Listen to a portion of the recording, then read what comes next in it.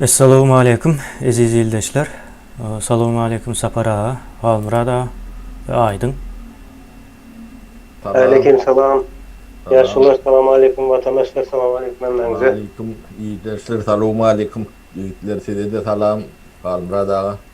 Sana da pertanalın salam. Ne köpten ver görmedim seni. Ve aleykümselam yaşlar. Vatandaşlar selamu aleyküm. Sapara selamu aleyküm. Sağın oturan mısın emmi? Şükür dahi. Buyur kemine. Daha şükür. İldeşler bugün yeni bir novatdaki edilmeli yani proseduranın içindeki bir bölüğü yine de bugün yerine getirdik. Olam yine şu meheme barada biz indi mehemeni belli bir neme koymalı. Bellisini etmeli diye neyalak bir neme var bu tayda. Ondan sonra mehemenin ıkbalı neme olur. Diyilen sonra çıkıyor. Şimdi mehemenin ıkbalının neme olacağını bilmek için birinci mehemenin geçmişini, tarihini bilmeli miken yani. Nereden geldi, o nerede şu günlere geldi diyilen sonra olarak cevap verip ondan sonra hazırki yağdayına ele almalı. Ondan sonra ıkbal neme olur diyilen neme geçsek kovu olur. Şunun yalmen bu arada birinci yaşlılara söz vermek isteyen. Mehemenin tarihini bizden katı ol biliyorsunuz. Onun biz hemmemize belli oluşalı Sovyetler dövründen ver başlaya bu zat. Türkmenistan'da kurulan neme değil de düğü Sovyetlerden ver başlaya ve günümüze çelli ve hazırki yağdayını aldı. Şu arada geçmişini, tarihini gururun verseniz ondan sonra ıkbalına maydarsın. Bor kemine. Kalmıra dağı ben burada aydayın. Onun sen O sen emmi soruları özür içinde bizim öz işlerlemeden var. Yol başlarının tanıyan sapara iş metotlarının gerdenine de çeken adam İngiliz'den. Ondan sen aytmasan kim aytsın? O izin nämesini doldurmalı, yetirmeli olsa men aydan ondan sen hukukçuluk şurasına cevap veren adam. Ne Sovyet dövründe dolanduruş sisteması, KGB'nin başlığı, o prokuraturanın başlığı, MVD'nin ministri, onun birinci sekreter değil, ikinci sekreteri merkezden o Sovyet nemetinden orası olmalı. O 91. yılı 90. yıllara çenin sonuna kork geldi. O hiç vaat yani KGB'nin başlığı Türkmen olan yeri yok. O Sovyet dövründen ordun atarları, dağıtları olan bağdır. Onun ne en son güneme boykotu Türkmenistan'ın KGB'nin başlığı bilmem 90. mı 91. yılda köpek geçti de yerine. Yanlıştın saparağa. Bu kadar insan kosu Arhipov'tu. Yo Arhipov prokurordu. Yok Arhiv prokuror da prokuror Vasilyev. Şeyle mi? Vasilyuk, baş prokuror Vasilyuk'tu. Özgür tasdik. Onu başlan, onun önyandak ne mi? Oo. Ne şu 91'den 90'dan Türkmen kadrları geçti de ne şu güç demeden hem beceti orsi. Ya orsiyetten onun etkerin nemeti Türkmenistan'la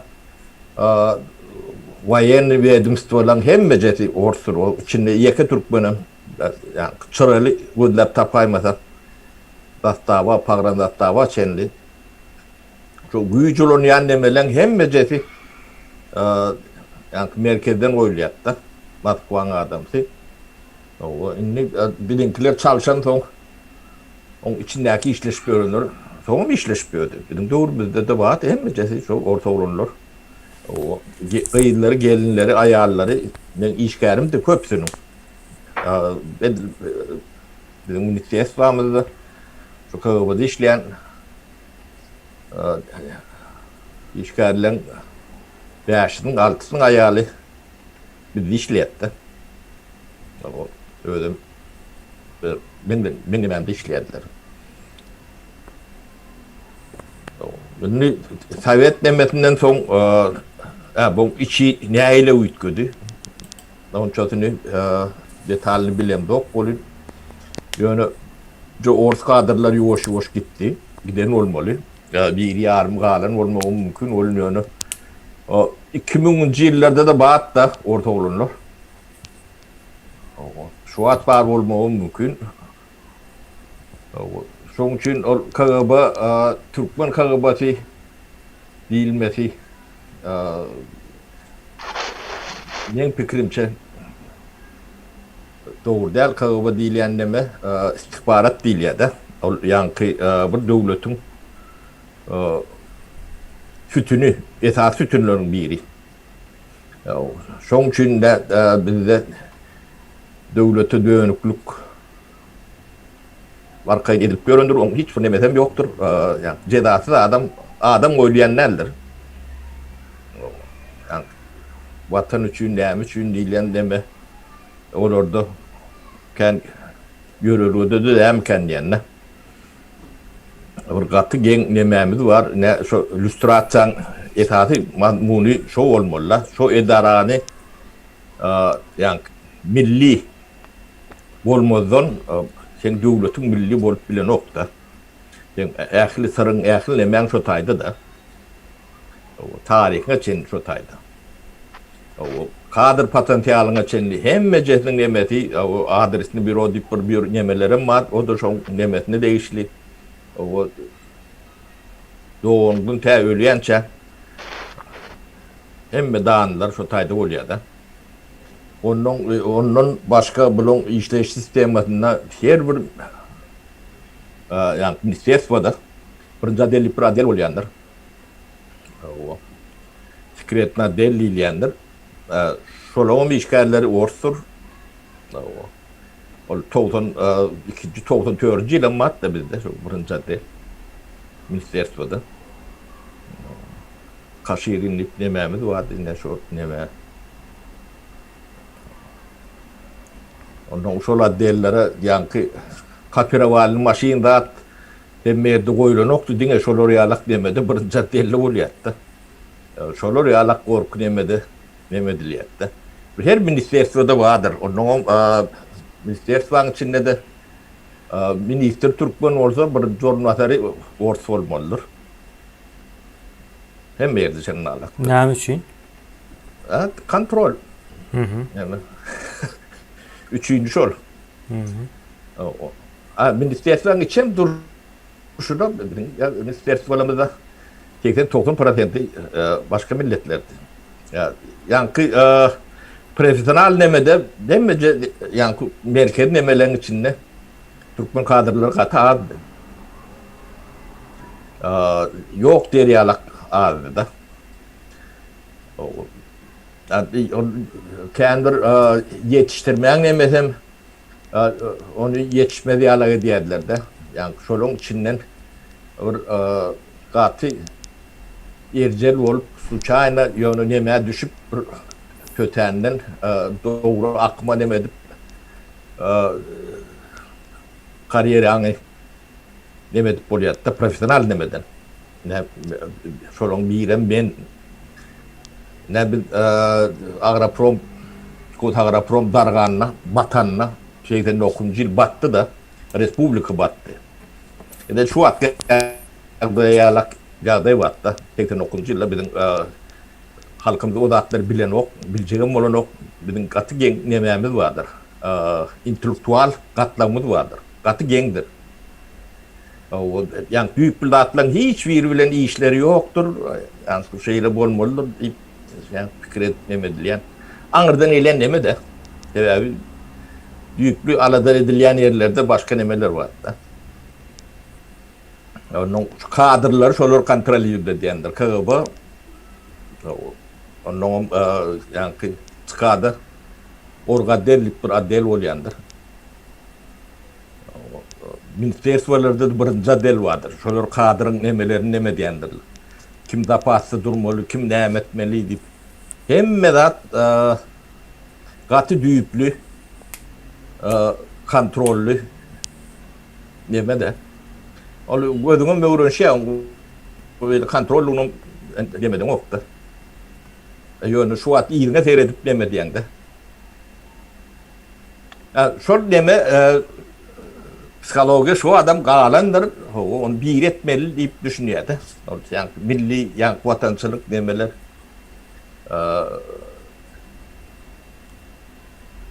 rankadan kat oyunu nokta. Onun içinde yaşap görsen sen gözüne vuruşuydu. Sen onu yani bu türlü ondan yadırgan okta. Bol mol hiyalak kabul ediyordu. Yani mesela şimdi yaşap görün yerimiz vardı. Şehrin orta arası ödüm. Şoturstaveli, Kalilin, Şaumyana, Baradinski diye şu kuartıllı da 95% Ors'tur.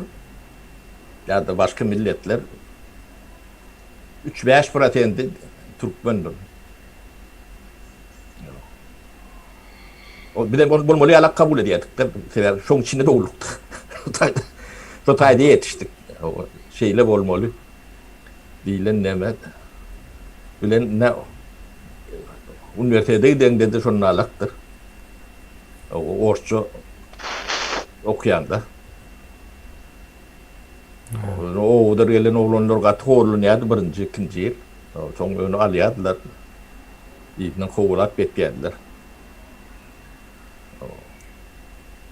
Bizim ne kadir nemämiz şonu alakdyr. O kaaba şu öňkü nemäň öňe nemetine inertiyetine işläp berýän deme. O ýörüýti adam ýetişdirmek diýilen neme düşünje. Umman Türkmenni yani devlet düşünceli adamlarda olur yalak neme düşüncede yok. Devlet düşünceli adam katı felçendir. Türkmenni barmak katı tanaymalıdır. Ondan kendidir. Kalanım yönü kaltuğu vardır, kastuğu vardır, oğuzca nemeleri vardır. Bir kärinin bir nemesidir, yönü devlet düşüncesi giyinrek oluyor da biraz. Olur yalak düşünce nemeleri katı felçen oluyordur. Görüp görün kastumlu nemelerin içinde bir 10%, 15%'dir. Kalanın oğuzca kastuğu vardır, o diplom vardır, nemesi vardır oluyor. Realni işe lokan yarayan neldir? Netice yoktur. Yarayandır. Stol tutup oturundur. Gudlastan gotlet gudlaven bilir. Eme döven bilir olmuyor. İşe gerek gelende yine de şol ors kırs ayal eftat şolori ulon iş etmeli. Yani fırkına par ne olun edara vurduk da kader emesini o statın raspitaniyetini edip adam çöplüdük de. O adam yığınağında da yönü sağın oyuncu yığınağı iş edip bilen adam. Netice verecek adam olmalı. Yönü Türkmen almalı başarmayan ama alıp boran okuyor işin öğren okta. Ne şon emede ödüm her sem bu lokan bir 200-300 o ministerstvan urnamızda tek 100 adam. Olur ya kadir patentalini. Düğün onun ben bir telefonlu kitabını taptım. Şunun demesini seyrediyen de. Olun bunca adam ini ne çöpleptir. Çekiyor adamların bir şey de. Yani familyelerini teresinden koyup ne yani Türkmen familyasını bilmeyenler. Şu atlar işlenler mi onlar? O şu at 4 yıl 5 yıl işledik bunu çok işleşip duran adamlar.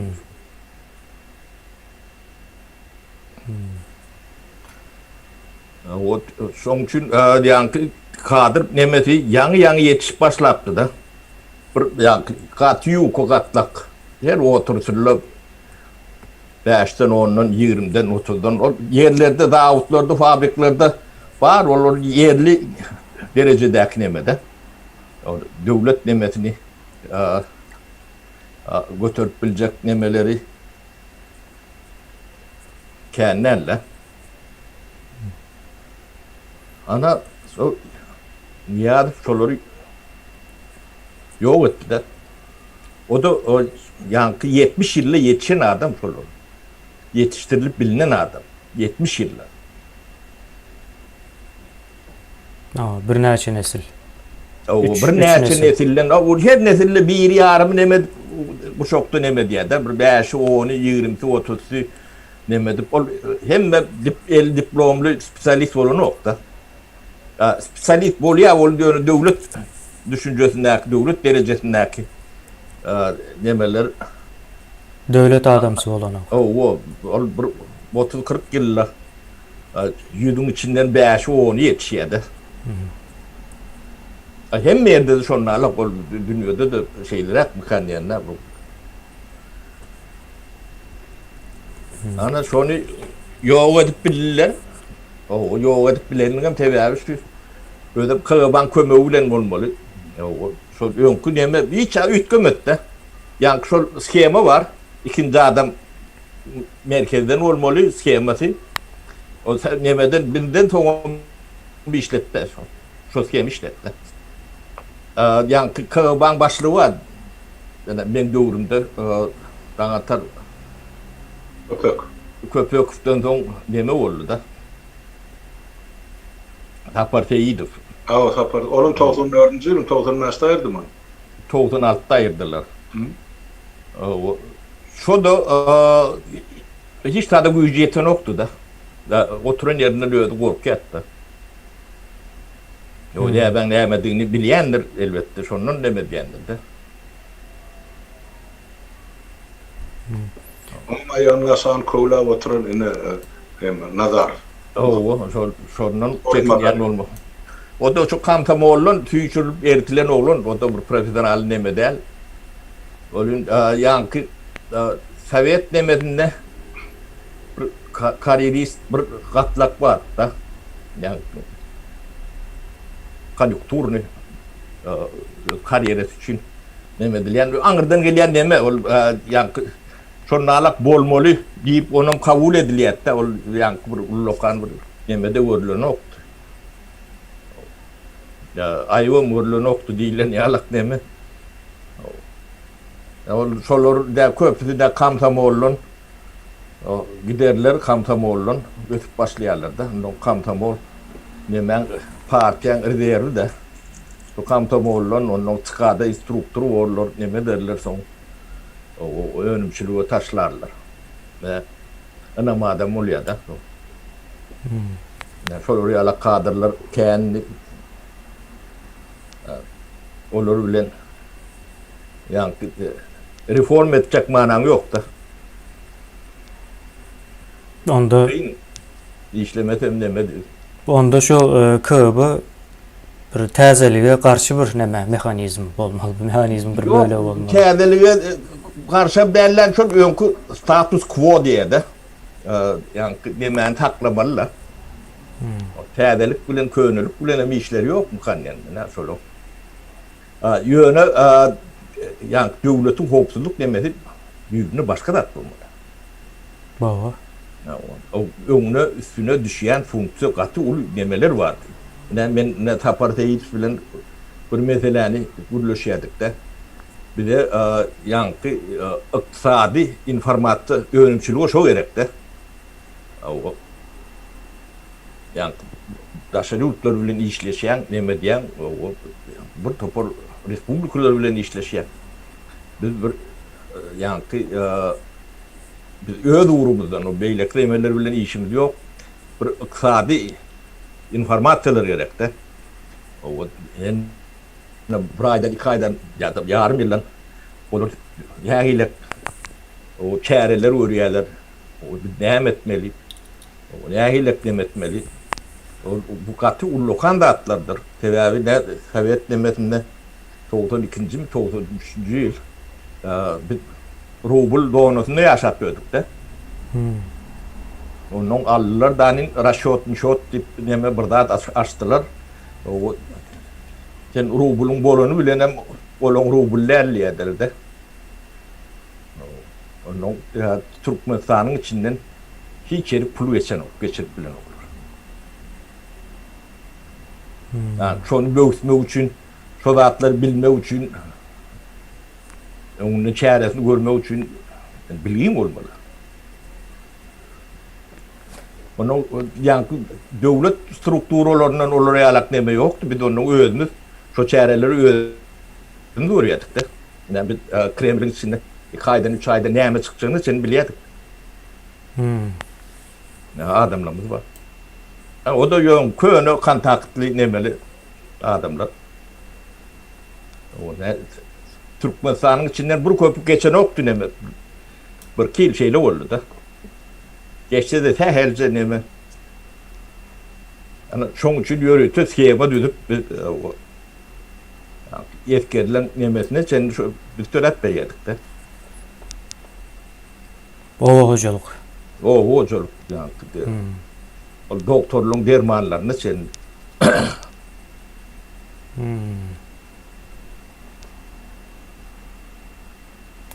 Boşun ustayı bu. Ha boş. Ama şol KGB'nin rolü Batı bulut Sovyet sayılır. Esası rol şoları değiştirdiler partiyeden sonra. Yani şu kompartiyan oromoçuluk bölümü var da kompartiyan şu SKD'nin saparagan merkezi komite, şu kompartiyan merkezi komiteydi.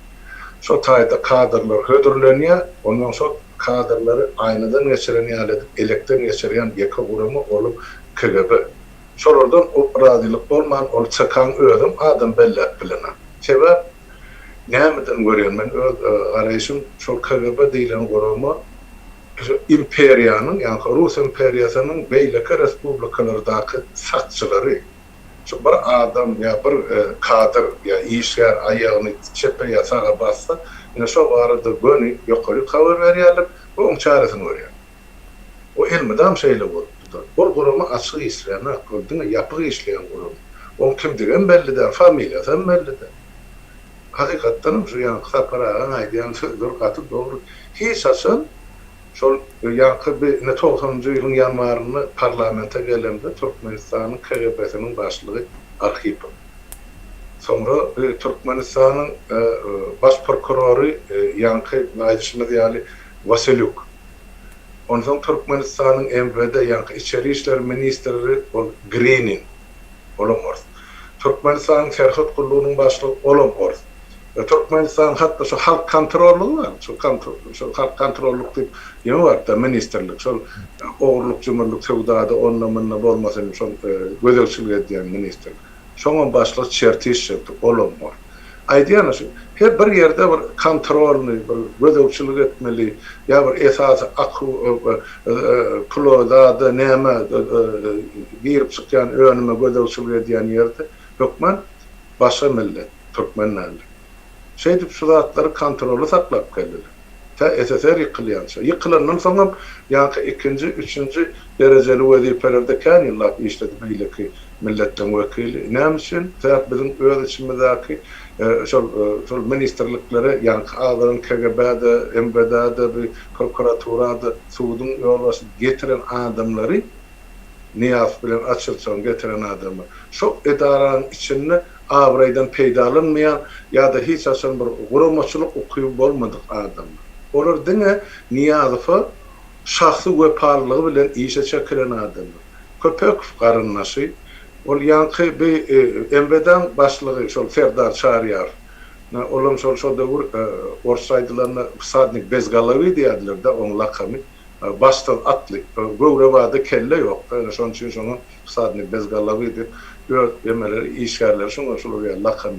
Olam öýde owadaşy. Prokuror şumar familyasy adamlar Gökgöz biri bardy. Olam ýeme Gökçeden öýde owadaşy. Ine şeýdip şular ýaly bir owadaşlara ýaşyny gorlaýjak ýa yerliklere gidip alyp goýup ine şeýdip ine barja şu saparagan aýdýan ýokajyk gatlagynyň külün çykardylar. 4-5 ýylyň içinde arçalap, pürrelap, kökü damar bilen ýok etdiler. Näme hiç zat ýok, 30 ýyllar boş bolupdy şol ýer, oýulupdy.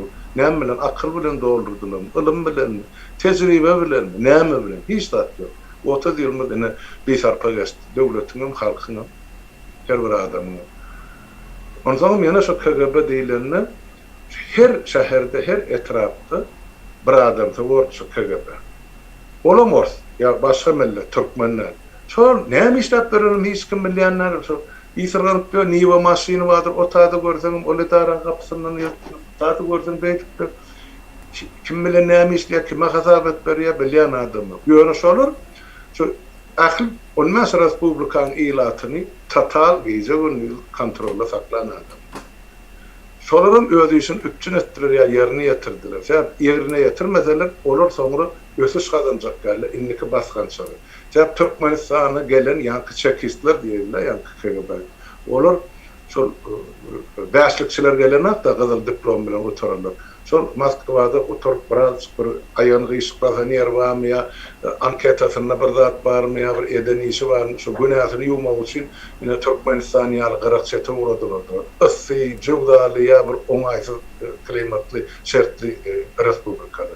Şu taýdan basymrak gaçyp gitmek üçin olar 50 gelen ýok zadan bar edip görkezdirler. Adamlar şu arasa da bolsa şoňa gerek bolsa gara termilýon kardylar. Ene şu harbalaram şunu ýalydy. O Moskwadan zatdan gelen ofiserlerim şu basymrak 2-3 ýyl 5 ýyl aňyry geçse Türkmenistanyň ýene ýygyna şu Orusýada ýa başy harby okruglara göçüp gitmek üçin elinden gelen ýaranjalyga mederdiler. Talap ediler, kanuna sığmayan ahli işlerin berza edin. KGB'den şonu ýa. Ene şon üçin bizde kadrym ýoklugy. 30 ýyl şoň ýeri boş. Ene bizde hali polisiýa akademiyasy bardy, polisiýa ýok, ýa-ni kanuny hyzmat edýän ýa milleti goruyor. Näme üçin bizde Ulumlar Akademiyasy işlänek, näme üçin şu ilmi işler ýok, 30 ýyl ýazylan iýdir kitapyma ýok, birçe kitap, halk okarýar. Ýokdy. Şonay deýindim gysa şaýtman bolsa. O näme ýeke merkezde oblustlaryň jurnalakdyr. Oblusyň ikincisi Orsdur. Raykomlaň ýa raýonlar bardyr. Ha, o etraplanan ikincisi. Etraplanan demesi ikinci sekreter Orsdur. Göz dil emesse. Aýdýan şu imperiýaň sakçysy bolar, gece güni şoň okarak çetlerini kontrol edip oturan. Onuň kadrlar şol bilýär, şolar taýinlýär. Ýani ýerli kadrym şolar neme diýerler. Onuň özünden soň goýanlarym şolaň nemeleri ýani taýinlap gören adamlar köp. 100% däldir ol 50-60 şonalakdyr. Hakyky zapara. Ondan şon üçin şol dela производства diýilen bir zat bardy. Alyp barlayan iş ýaşlasyz bilen zat. Şonu hemme wagt SSR zamanynda Türkmenistany diňe rus diline ýazylyp, soň türkmençe terjime edildi. Näme üçin şol adamlar biler ýaly näme bardy gurrun diýip kim näme ýazýar. Ardy ýazylýan bolsa rusça ýazylyr, şol terjimesini soň türkmençe özer çykarar. Şu adam şonalak diýer. Ha, o Tekstlerini okanda şonalak ilki orçça ýazylar, soň türkmençe terjime edýär. Soň üçin ussal dilan elmiden bak ýani Jadan Hramow ýene şoňa meňdeşler. soňky döwür bilemek ýa-ni şol Türkmenistan garaşdyrlyga çykdy diýip ta Niyaz bolýança şol hemme kadrlar siýasatyny alyp baranam, şolaň emelerini, prikazlaryny ýazanam, şolaň ahli şol konstitusiýasyna üýtgetmek girdenim, awtory şol Viktor Hramow bilen Valeriy Atchirtsov ýemseden eden işler. Şol iki tandem. Onda şunun ýaly netije çykaryp bolýar da.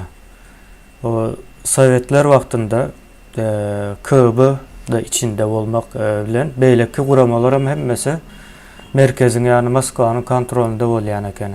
Birinji ýa ikinji adam, hökmanyň içinde adam bar. Olam o güýji ýetýän ýani dili sözü geçýän adamlar bolup gelýän eken. Soň Sovetler ýykylandan soň şolaryň ýeri boş galýa. İsleseler doldurup bilýän eken-de täzeden. Moskwa islese 93-94 ýyla çelli. Täzeden ýene dam doldurup bilýän eken. Türkmenistandan kadr ýok. Meselem häzir şu Mehme adyna eýe bolan. Guramam döretmek üçin. O dörese dem işläp bilmeýär, içine goşsa da şonu bilip tanap, şonu seljerip bilmeli däl.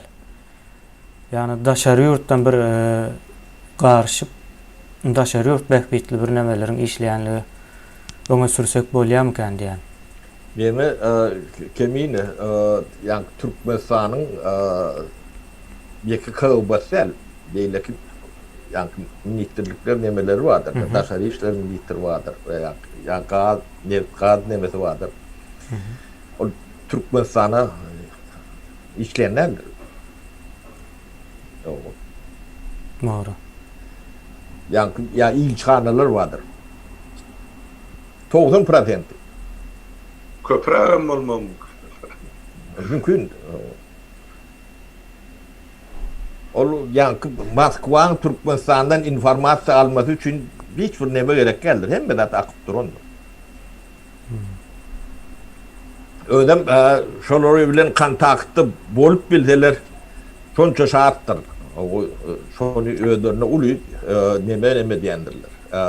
Neme diyen. Dostoyinstvo yalak. Mertebe O mertebeli yani gerekli adam. Sıfatında nemedir? O ekranlarda kâvirleri görüyorsun. Şolun gerekli soğutlu adam yalak bolup görünüyor da ne Türkmen'in nemesinde de şey orçça bilen olsan soğutlu liyenlerini yalak düşünce dindirdiler de. Onun ne gürlöşönlerine nemedenine ağıyandım. Göz örtülü yaş olunur da sonra alak sebebi ecet kakadı neme olan son sırıda yetişiyordu. Onun yani ödürün bilenlerdir Türkofobdurlar. Yani şu Türkmen cemiyetinin 80-90% Türkofobdur. Yani Türk diysen o bunu yani bu neme vururlar. Hor vururlar diyeyim Türkmençe. O yani ors olsa akıllı koyu o neme olmalı yani o Türkmençe vurulsa o soğutsuz adam hadaplayarlar da. Ne? Son oraya düşünce vatı çüme sınıftır yani bir nesil iki nesilin değil, kendi nesilin neme. O men milletçilik demem değil, men Orsun içinde yetiştim, Orçani, Orsun medeniyetini bilen, edebiyatını, sungatını, hem meclisinde bir Orsçu bilen, köpütüne kovum bilen olmam mümkün olur. O halk bilen nemem yok, yani anırdan gelen siyaset var da. Şoları yalak neme, yani men Türkmenim. Ben öz mertebemi, öz milletimin mesleğini başka bir orma da. Yani çok şu hareketlerin, şu gururluğun hem meclisini bilerek Türkmençe başladık. Yani şu segment hiçbir de tehir edip bilmesin diye. Öyle netice de veriyor. O olmasa soğusu rahat diyecek neme diyenlerim kendi olur. Siz için olma mümkün. Yani sizin fikriniz bir de tehir eden o. Biz özümüz biliyoruz. Sizin biz var arada ne mi fikir ediyorsunuz bir de kılıklandırın o. Hava. Sapar ayında böyle kuramalarım hava olam el meheme yalak işleye yöne bizim şu günkü nememiz meselemiz o meheme yani Milli Hopsuzluk Ministerliği deyip sonundan adı yütkedilen yani içi boş bir kurama var adı gidiyor. Şunun tarihini bilmek sebebi hazır bizim nahilliysem bizim hazır o kızıklanmalı meselemiz şu önümüzdeki 2 hafta boyunca ama şu meheme. Şimdi tarihine düşündük yani az köp düşünüklü oldu mu kendi yani hem adama da. Şimdi hazırki yağdayda nahili işleyene bu. Ona maydık bereyin ne kemine. Ne olur Türkmenistan'ın yakı Türkmenistan'dan Orta Asya'daki Respublikanın hem meclisinin tarihine moğulyalar, mentalitetine moğulyalar, o ne hemen tehir ediyenler moğulyalar. O halk ne hemen ya ne hemen tapya onun biliyorlar. Ne hine tıkıyorum ne şulon ya 30 yıl o bizim doğrumuzda bulur alaklat yoktu. Edip bile nokta korkarlar. Ya da demet tek tayin nerede diyelim. Kimden korkandı belli de olur. Yani şu wat diýen o zatlar akly etjek adamlar bar da. Men özüm bir kısa aydandan men üçin yani men töwrüňdäki adamlar üçin o yani niýazy yani aýryp goýmak ya ýok etmek bir günüň iki günüň işi.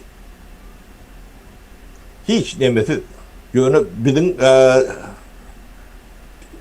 terbiyemiz, dememiz başka maksadımız da yani güdip almak değil. Bir de aytam şoň daşyn olan adam mor paça diýlen zat ya başlyk diýlen zat hukman akylly bolup görmeliler. Daşyn olan adam mor diýerler de. Şoň üçin şoň daşyn bolýardyk da. Biziň eden şoň daşyn bolmak üçin gaty kän hyzmat edilendir. Hatta şolong ýanky diýadyň ornwatarlary bilen suratlary vardyr. İçmekli, hikmet elpekli. Şolong hem becet bagşagan içmeklerdir. O daşyn olan adam mı diýip onuň ebe diýerler de. Ýöne ýalňyş ekeni. O adam bolmajak adam daşyn olanda da, işin olanda da adam bolany o ekeni. Bolmasa ýanky başda adamlaryň nemeti eyfariýaty gaty ully. Ya siz gözüňize de getirip bilmeýäňiz. Watançylyk duýgulary nemeleri ýykylanyň sürüşende bilen okda. Bir günde 14, 16, 18 saat işleýärdi. Aýal gyzlar hem şeýledi. O arşikaýet emeden okdular. Özüm bir de işleň diýbem işleden okdular. Ýöne işimiz bolan toň edýärdi. Onuň mihmanlar gelýändir. O yani şolary şolong öňünde durar ýalyk hökümetiň, döwletiň ýagdaýy ýokdy. Yani 100 sana adam gelýärdi. Şolary nahar berer ýalyk yer ýokdy da. Bar restoranlar var. Yani alüminyum çemçe bilen alüminyum wilka, onuň granyon stakanlar var. Evet, onuň populär nemes. Onuň garasy üçin tarelkali nemeler, restorana var, bir sana adam gelýär. Nahar taýinlap biler misiniz? Biz bu taýinlap biler bolýany nemämiz şolary ýalyk diýerler. Onuň biz işgärlere öýde nämäňiz bolsa getir diýip şol özüňizden öýden ertip şolong ýaknym bilen toplaýardyk da. Köp tatlaryny öýde bişirip bertip berýärdik. Döwletim mihman gelýärdi. Yani elementar datlaryny aýdýanlar başda halk tolur ýalyk. Şu ağaltyn ateli vardır. Şonam ýörüýte şoň üçin saldyk. Şu mihmanlar gelenini beýle demetmäli. Biziň 70% işimiz şu mihmanyň nakarsup onuň sowut taýinlamak bir de uýýarlar da. Başka edip bilýänem ýokdy şo. Ya şo edip bilýän ýok bolan tok şu ýok adamlar oň näde edilýänini bilen okdy. Bolandan bilen oklar. Ya Türkmen ýagdaýy şonu alat. Bar 93-nji ýyla 94-nji ýyla çençeýle bolandy. Onuň bir atel gurduk. Bolyn bu atel gurup bolýan kendi per ministersiýeti bir atel gurup başlady. Bular gurýardan bir näme üçin gurmalylar ýaly. O niýaryp çağıryp şolary buýurup başlady. Burun sidem demedin diýip. Onun köpüsünün pulu ýokdur, onu pulunu bir de töletjek bolýarlar. Tabii ağlak eklikdir şol. Yani şolary ýalak bir türkmeniň hiç sak görmedik demäň, ýa göz açylarynda da şolary ýalak bir tüllük demet açylýan eken.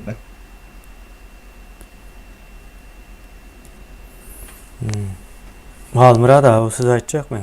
Mehmeni häzir nähil görýäňiz? Ildeşlerimize de soraly bu taýda. Hoşayın, vatandaşlarımızdan belik qağlar ýaly. Sen sorak verdin de bular nädip iş alınýar, nähil terdi ya näme seneser edilip bular aýkus ölçeni bolýar ya başga terden, başga nuktaý nazardan. Men pikir edýän şolary ýeketäp şolaryň işe alınmagyny kriteri ya sebäp ya da maksat şol hakimet başyndaky oturan rejime ya da adama şahsy wepalyk. Men sana ölünçem hizmet edecek sen sözünden çıkacak değil. Her bir diyenin men üçün kanun başka zady men bilemek näme diýsen şonun yerine yetirin diyen adamlardan düzülýär. KGB birinci yol başlatynyň maslahatda insan kuşul bu agentine çeldi. Ine şular ine birinci yumruk bolup durda diktatorun eline hem gamçy hem yumruk.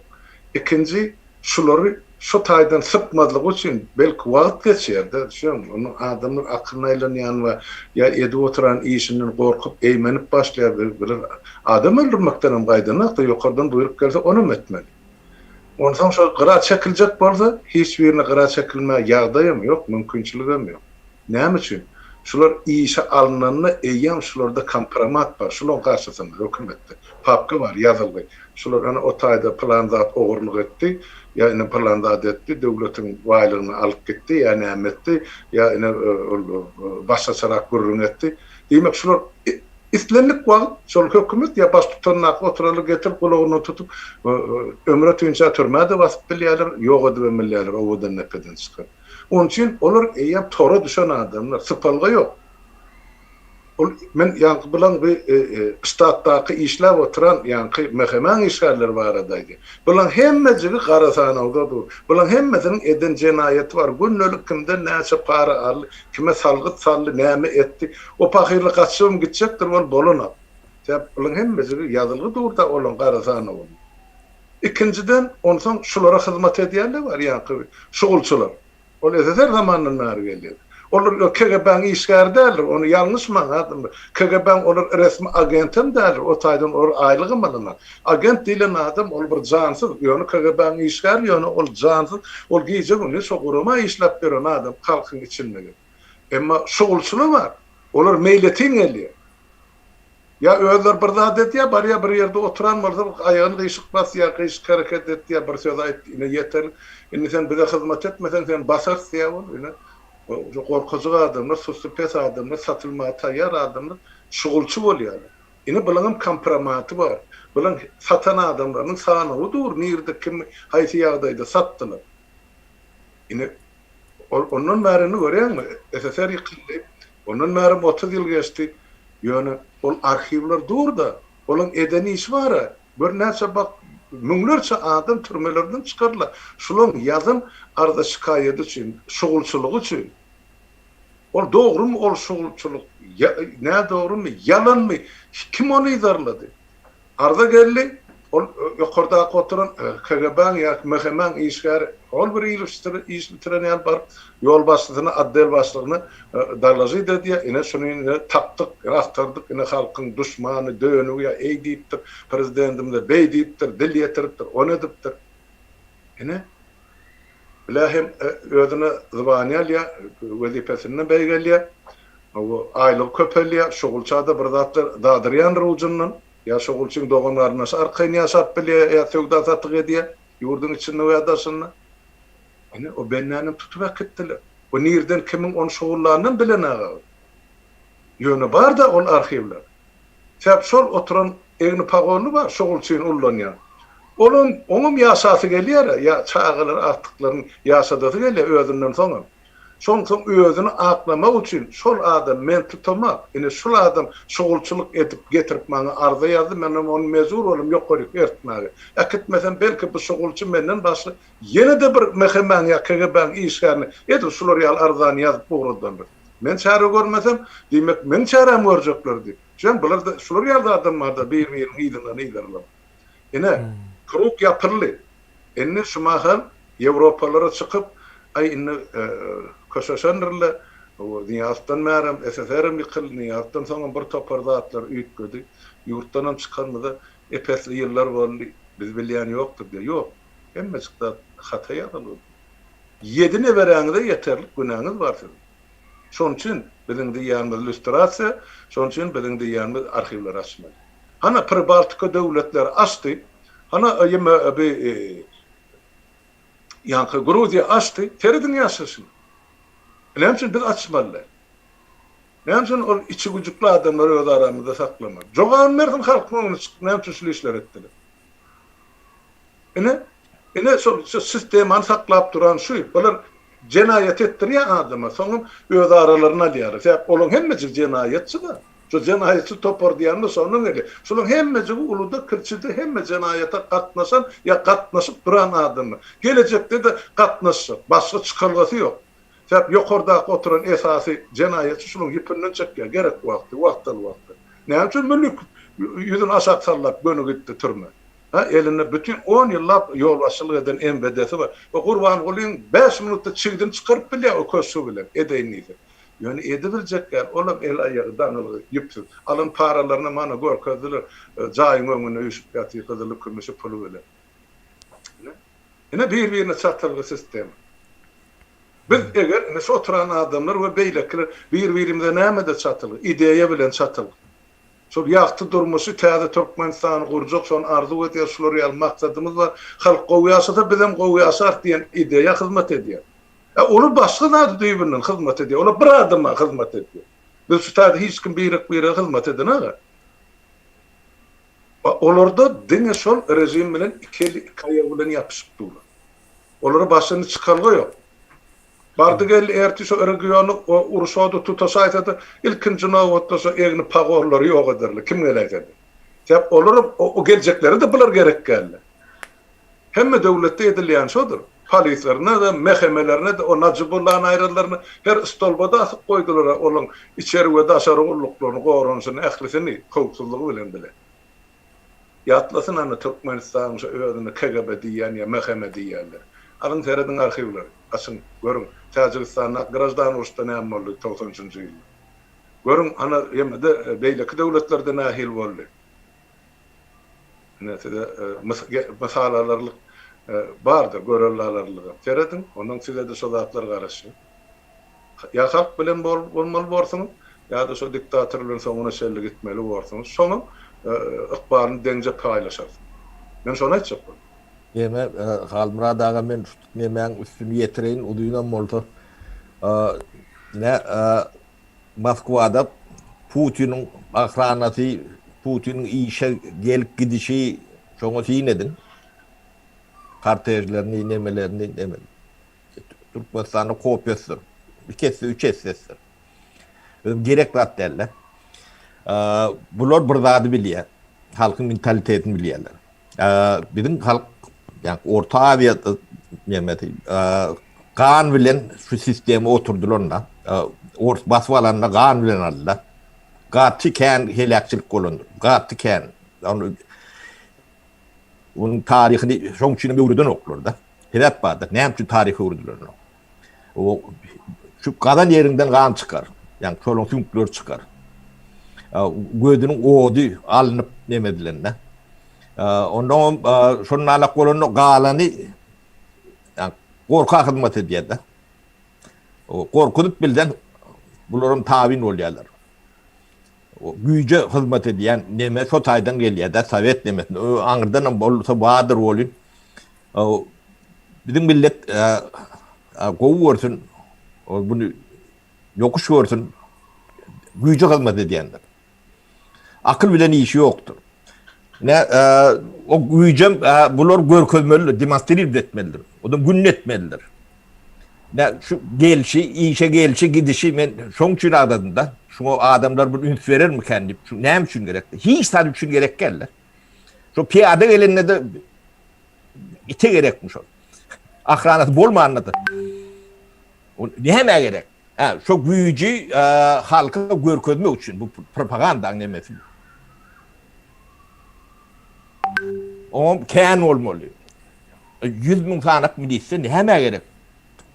Bolon ýerim ýok bolar ýa. Şu güýji görkezmeli. Şu güýjüň propagandasyny halkyň beýnine diňdirmeli. Ýöne o iş ýok.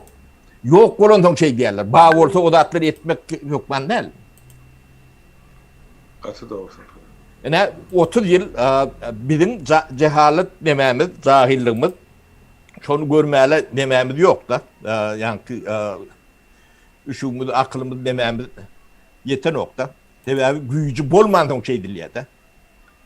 O diyazın goruğu da 2000-3000 o yeten vaatlarım bolun. Neme gerek? Sen dursun bile neme olongda da sen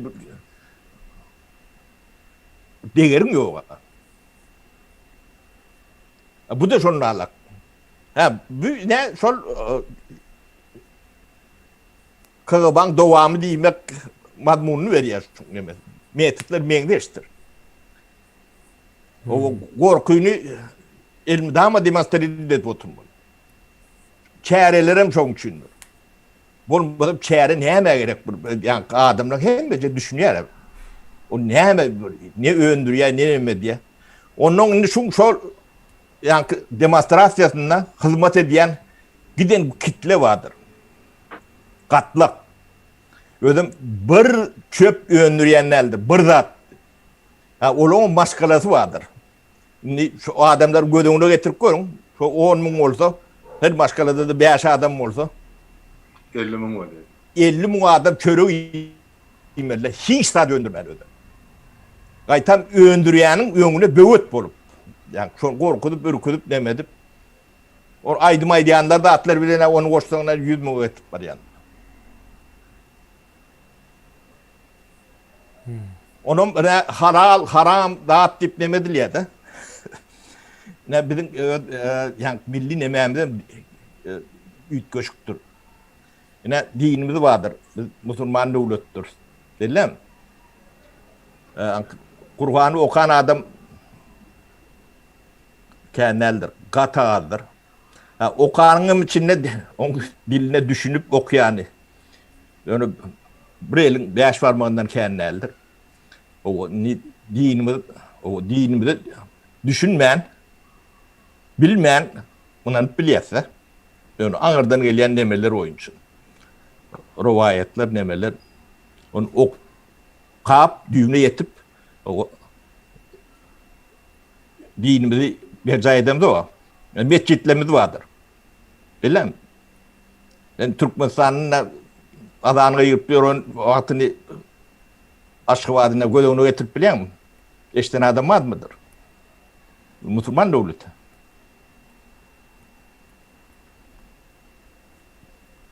Yani o da yalan. Onun şu zatlar üşüye yani bu millet demek yalanım gov kabul ediyor diyorlar da. Doğru olsa şuna deyip ki karşılık görüyenler ekranlarda görüp görüyorsunuz. Yalan olsa, çiğşirilen neme olsa şuna bir türlü neme vardır, gıdıklanma vardır.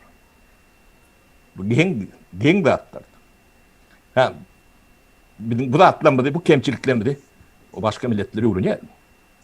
Atanam şol gizli kulluklar diýilýän nemeler uğrunca. Onun sen karşına dähilek nemeni oynamolluğunu bilýärler de.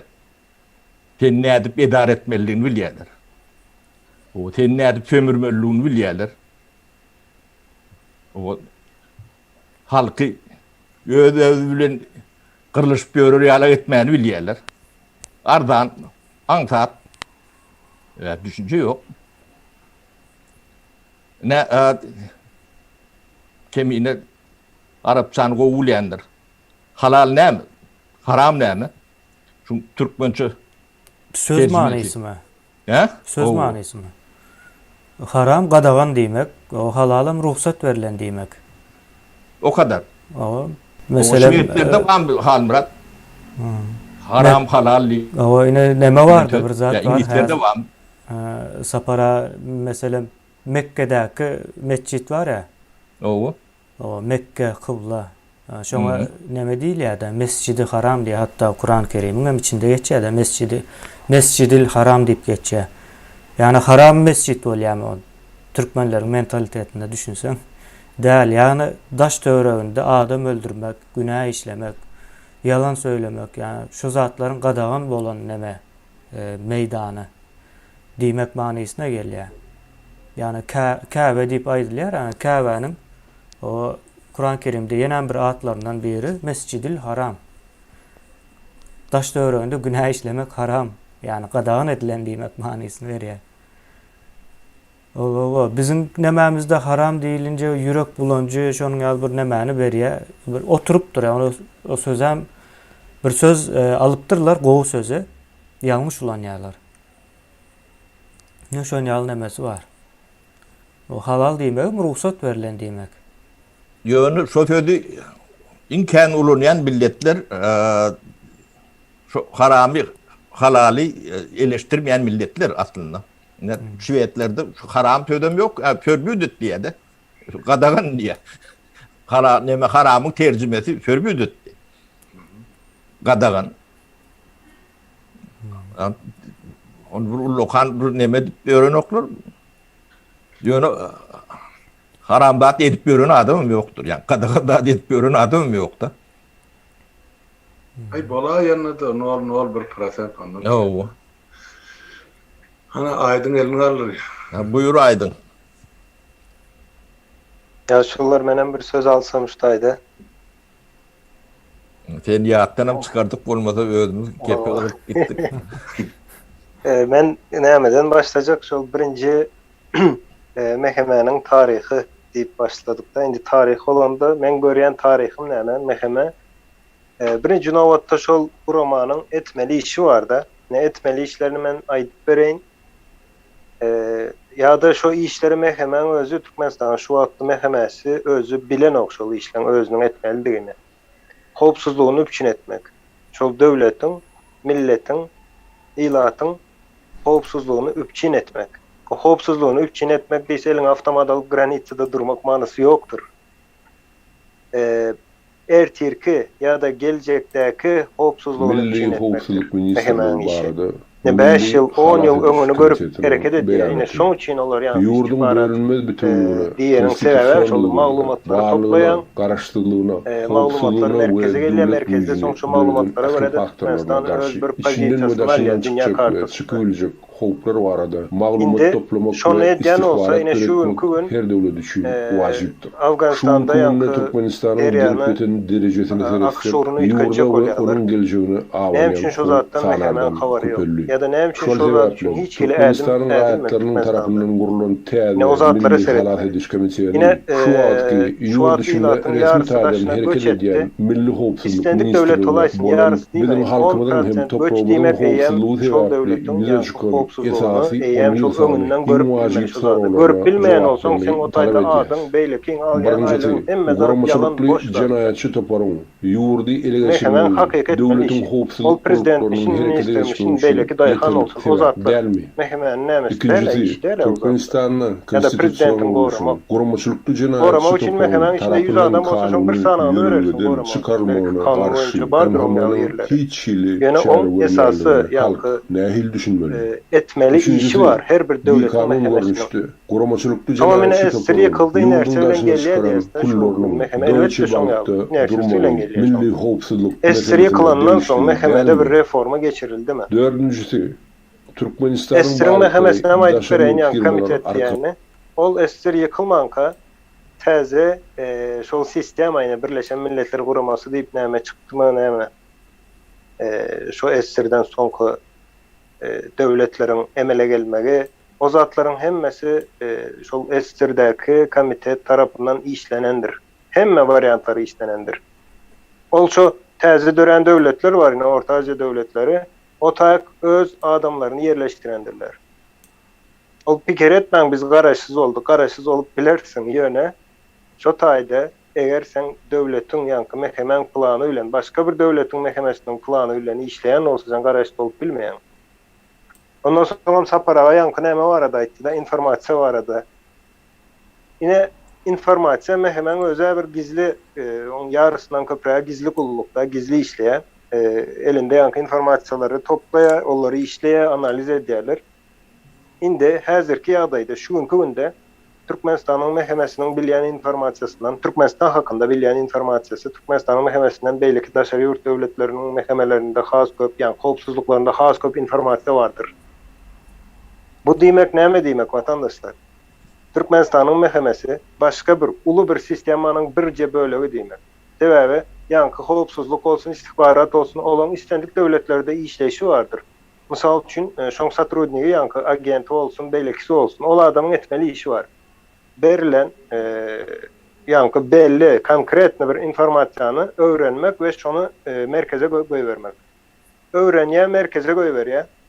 Merkeze goýberilenden soň ol informasiýa merkezde işlenýär. Ol agent ol informasiýanyň näme belki düşünýän hem däldir. Ýöne etmeli işi şol. Şonu diýe başga iş eden o hemen agentler diýenim. Diňe informasiýany uradyp bilýär. Başga güýjem ýok, hiç adam ýok. Merkezde işlenýär. O merkeze meýen birnäçe ullugyň birleşen ýeridir. Indi Türkmenistanyň mehemesi eger informasiýany daşary ýurda berýän bolsa, onda näme bolup biler olam? Meheme Türkmenistanda Milli Howpsuzlyk Guruluşy diýen zat, Milli Howpsuzlyk Ministrligi diýen zatymız belki ullakandyr sistemaň ýekece bir bölegidir. Ol eýem özem bilen ok näme etýän, ýani gaýdyşmaýaly agent ýaly işleýär, men pikirimçe. Olam näme üçin oň ýaly edildi? Estir ýykylan wagty Estir'in şol döwürdäki ýanky komiteti istihbarat ullugy Merkez Aziýaly döwletleriniň hemmesine, ýani özüne maýlayan döwletleriň hemmesine o programmany etdi olar. Öňünden etdi. O zatlary belki 85-nji ýylda taýýarlap başlandylar. Sebäbi olar bilýär, şo Estir'in ýykyljagyny bilýär o guruluş. Şoň üçin meheme olup bilýär. Şoň üçin istihbarat olup bilýär. O bir zat bolan soň ýanyny çıkypdyr diýip aýtmaýar, çykjakdyr diýip aýtdy. Meheme ine şoň ýaly işleýär.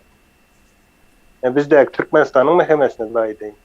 Soňam ýanky döwlet düşünjesi barada, ine hakyky döwlet, watan, halk, hökümet ine şu sözleri iň gowy düşünýän gurama ýanky meheme bolmaly aslynda seretsen.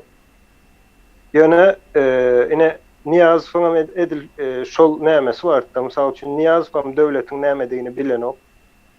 Sebäbi eden işinden aýdyp bolýar, bilen ok. Ol agzynda döwlet diýip aýdyp biler. Slawardan belki düşündirip biler. Kyn zat däl. Ýöne düşünje bardyk döwletiň nämedigi hakynda. Şonu bilen ok. Şoň üçin ol näme etmeli? Karşısında eger şoň ýaly düşünjede bir adam bar bolsa, şonu ýok etmelidir. Şo prezident bolup galjak bolsa, şoň ýaly bir niýeti bar bolsa. Indi ýene bir näme bar, meheme Türkmenistanyň mehemesine bir sorawum barda berdi.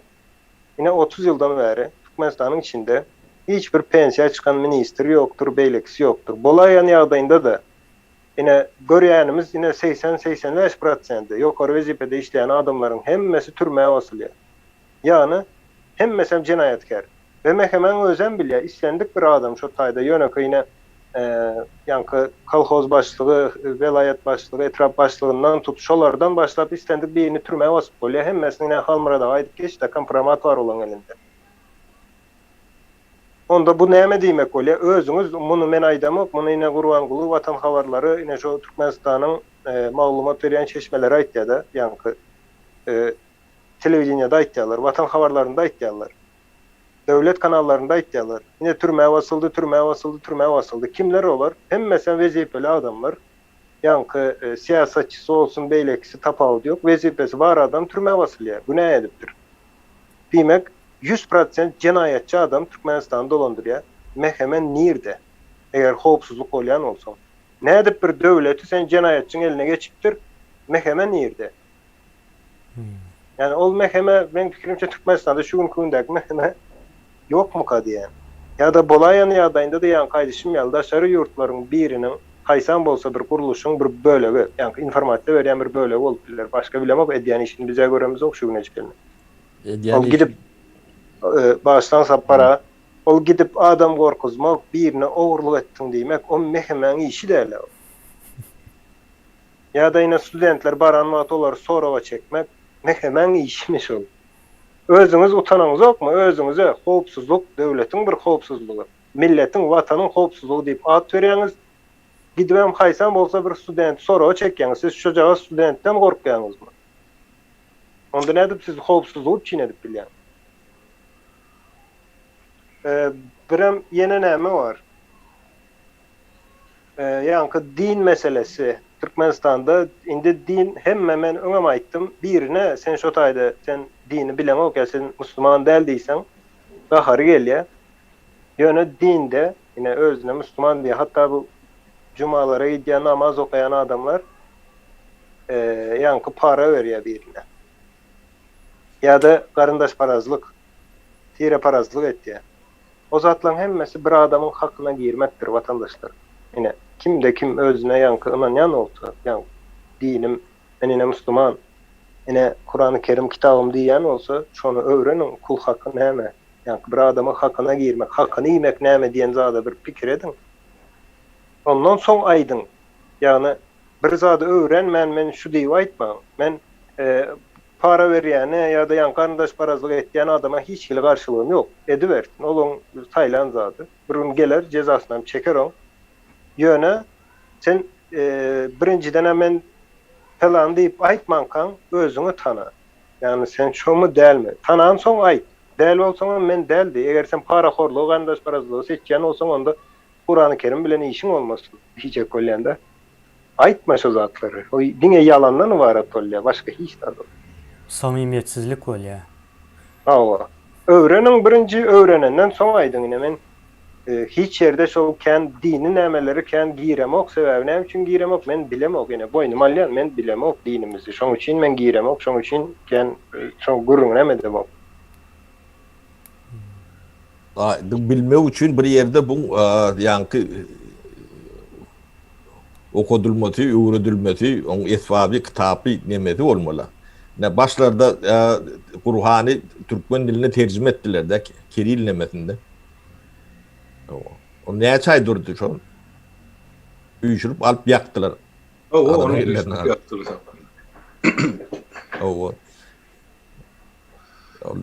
Ya in olmanına yankı Kur'an'ı bir okuyup düşünüp bilecek de. Ana ne adına?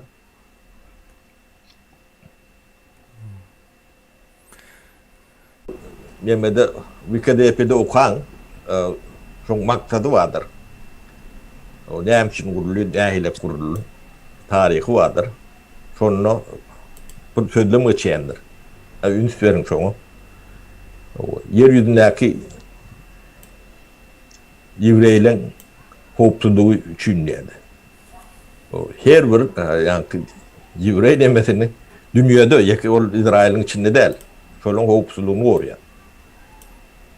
O bizim nememiz diye değiştirip görün de.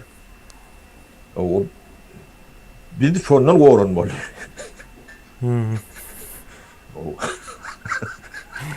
Yani bundan bir ünsüverip görün. O hilingem köpüğün yani yukarı bilimlidir. Yani men kıvada işleyen, ne diyen deyip görün adamlar. Bravo yani beyningizde bir zat bolsa eýleňizde seyredip demedik görün. Bu edaran yürütü wezipesi vardır. Onu mine yankı demede kimine şu nemäňde görkezsoň hemme jeti ýadylandyr. Görkezdüm men ona. O kap görün demedin. Sizin wezipeňiz şodur. Başga zat däl. Başga zat bilen meşgul bolup ýörsiňiz. Yani buların wezipesinden indi biz öwredýän olduk. Hakikaten hem öğretmesek ya şu açığa belli çıkmalı da bu edilen işler. O meheme adı düğünden başka bir zat, ediyen eşi düğünden başka bir zat. O öyle o nemediktirler diye, kıvba geliptir diye. Kıvbanın öyde ne işi var? Şunun yalı ne mi yağdaylar? O ne ayılı kurama ol? Yani kaydışınızı yalsa para, o halkı koruma, Mossad'ın demesi. Halka korku salmak için ulanıyorlar da. Yön adından başka koyuyorlar ona. Yok, halkı korkutmak. Yani o daşından gelen düşman, içindeki düşman, o da atlar bilen işi yok. Halka, şu yani yemeğin gücü, yani prezidentin gücü var. Şol adam güçlü liderme için son nemesi yani propagandasının bir bölüğü. Aslında güç yok. Aslında güç yok. O şoňa da bir geleli, o näme üçin ýoklugyny hem häzir düşündirip berersen. Aslında güç yok, näme üçin diýip sorasaňyz, ine ýaşy menden kiçik olan nemeler barda. Şu eşdiýän şolam KB'de işleýärmiş diýär de hayran galýan, ýani o KB'de işlerýärlik nemesi ýok. Şol KB'de işleýän bolsa, ýani mehemede onda meheme gutorypdyr diýmekdir. Yok diýmekdir, ýani onuň ýagzatsız o halky elbetde goramaz ondan soň. Şol adam, ýani meni häzir tanaýan adamym. Hakykatdan hem KB'de işleýän bolsa, şu aýdyşlar ýaly o zulüm etmeli bolýar, başga bir nemesi ýok. şonun ýalak bir o samsyjak neme de edil Gurbanyguly ýalak samsyjak hemmesem meňzeş bir-birlerine. Soň bul adamda nireden güýç bolýar, ýani güýç KB'nyň işgäri bolmakdan gelmeýär. İşi dogry etmekden gelýär. İşiňne ady nähili bolsa şonu şo şekilde etsen şoldur güýç. Hiç saatları yok olaryň. Bir-birinden habarlaram yok. KB'nyň. Bir-birlerine de düşmandır aslında. O güýç bolup bilmeýär, içinde bir-birine ters gelýän bir neme var bolsa, hiç bolandan bolmanlygy o. Ya aranan oklar bir-birlerine. O bir-birine inanmayan o mümkin değil. Onun azat bir nemede, o bir ortalıkta bolup bilmeýärler, bar bolup bilmeýärler. Ters ýa. Edil şonun ýalam KB bilen MVD bir-birine karşı ýa-da o waýenni beýleki, ýani şu üçlü bir-birine karşı aýlanyp durýar. Ularım her kaysı öz içinde birbirine karşı ve öz aralarında da birbirine karşı. Şonun ýaly bir havos nemesi var. Ve bir topar samsyklardan meydana gelýär. Hakykatdan samsykdyr, ýani köp bölegi.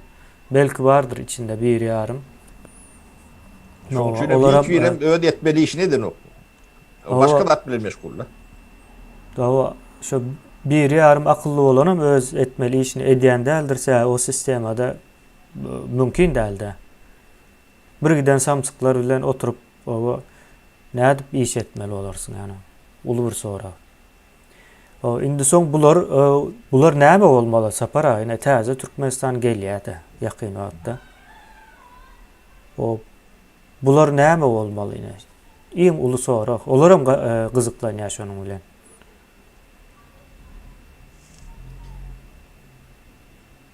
İlkulak şolong yani 30 yılına eden dağıtlarının hem beceri yuvaş ortaya çıkıp var ya da görünüp dur, nemedip dur. Sonra onun ne kanun kabul ederseniz kiratından çok uğra birler. Bunun nemesinin katı ağır nemet vardır. Sebebi yani devlete düşmançılık ne niteliği ne diye tabi. O devlete ne sonuna getirdiler de. Şunun köme ulen ettiler. Yani ki başındaki ayda etledi bir çeyre gelen oldular. Bunun çeyreleri günle de onun bir eklince vurupturlar.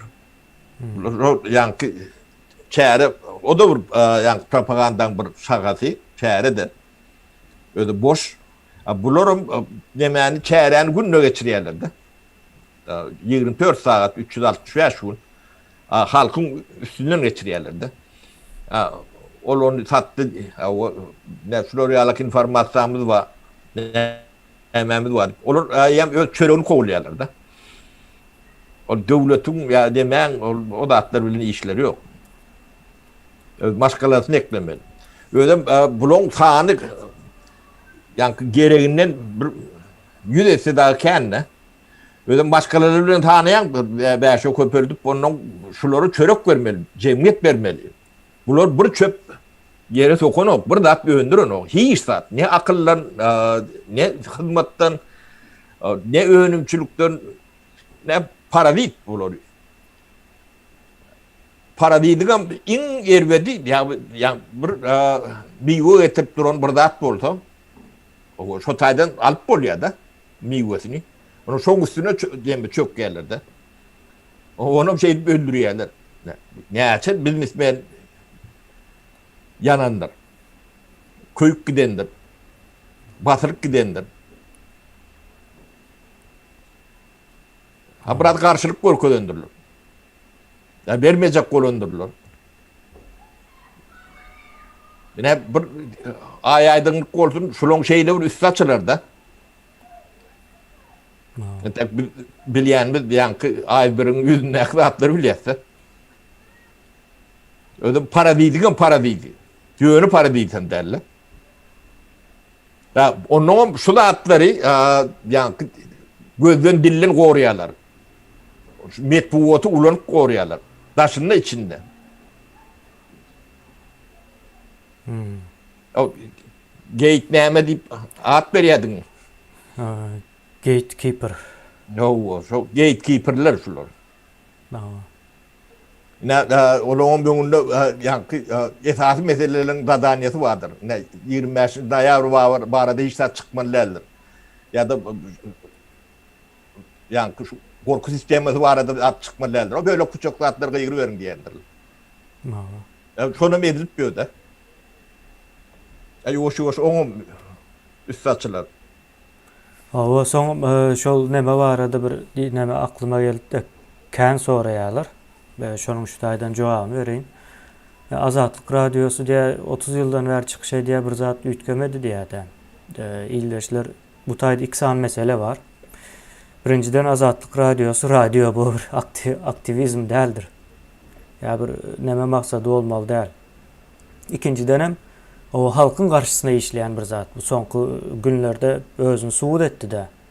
O başında oturan adam var. Onun nira işleyen kovuyla biz onun. Kime informasyon beriyenden biliyorsan ona sesimiz çıkaramız yok. Yani hazır gerek değil o zat. Onların aslında şu kuramanın maksadında yok. Kuramanın maksadında olmasa da belki halkına bir kovuluk etmek istese eder diyor. Yani eden o. Yalan havar yayra diye. Yani layık basanlar tutuptur. O yine bir zatı basıptır. Yine bir zat vardır. Yine iyileşler olan şol nemenin oyunun bir bölümünde bolmalı. Hükmen suratda yoksa başka şekilde bolyan değildir. Yani ben logik açacak olan. Yani biz arka plandaki bolup biten zatların köpüsünden haberdar. O informasyonun ne edip nerelerden akyanına çelli. O sağ olsunlar. Aydiyalar. Şunu bağırılan vaktam doğram geliyor. Hatta bizim içimize koyuverip informasyon alacak olanları yanlış geliyor deyip şikayet ediyorlar. Olan bir ayratın. Ediyorlar. Näme edeli? Yani şonun ýaly samsyk nämeleri ýetişdiripdir da. Ýanymyzda durup şu aňyra dogry informasyon berip bilenok, analiz edip bilenok. Gynandyrjy ya da yani olar üçin gynandyrjydyr belki. Indi o şu mehemeniň ykbaly näme bolup bilen? İldeşler size de soran şu taýda. Näme bolmaly indi? Mesela bir geçen kemiğine meselelerine göre ilk etmeli zatlar şular. Bu hiç bunu yatlatmalam değil. Şulun boşlar şu zatlar. Yeniden biz adamçılık ettik, yatlattık. Onu surok vermenem etçeyi işin edip bolya. Şöyle daran bağdığını yoktuğunu yani halkın düşünmesi için demediler. Etmeyeceklerini milliyet. Edip bilmeyeceklerini milliyet. Edip bilmeyenler. Ne ellerinde ne güç var, ne bilgi var, ne de okuyup var da. Son o indi yankı meselem cezalandırma meselesi vardı. Şu diktatura sistemasında diktatörden son yani en yukarıda gelen sunut işgärler dedik. Yani Gözel Çağlı'yı deydi. Yine şoňa benzeşler var bir topar. Indi bular en birinci, en ağır cezanı almalı. En ulu günahını edenler. Mesela kasam yazan adam, olam sunut işgär hasaplanmalı. Nämet Berdinazar Hudaýnazarov mu? O paraliç olup yatıptır deyip mışmışı var ya, yani ne derecede doğru bilip bilecekler. Yani şol adam bu millete en ulu düşmançılığı eden adam. Şu Niyazov İslap yazdırdım, onan bilemok men. Ya özüm de yalakalık edip yazdı. Mesela Gözel Şahuly bayalı arkadağım deyip gözünden yaş damladayan dayzalar var. Kemiğine bir nazar Hudaýnazarov yani şoňa meňdeş bir topor nemeler var.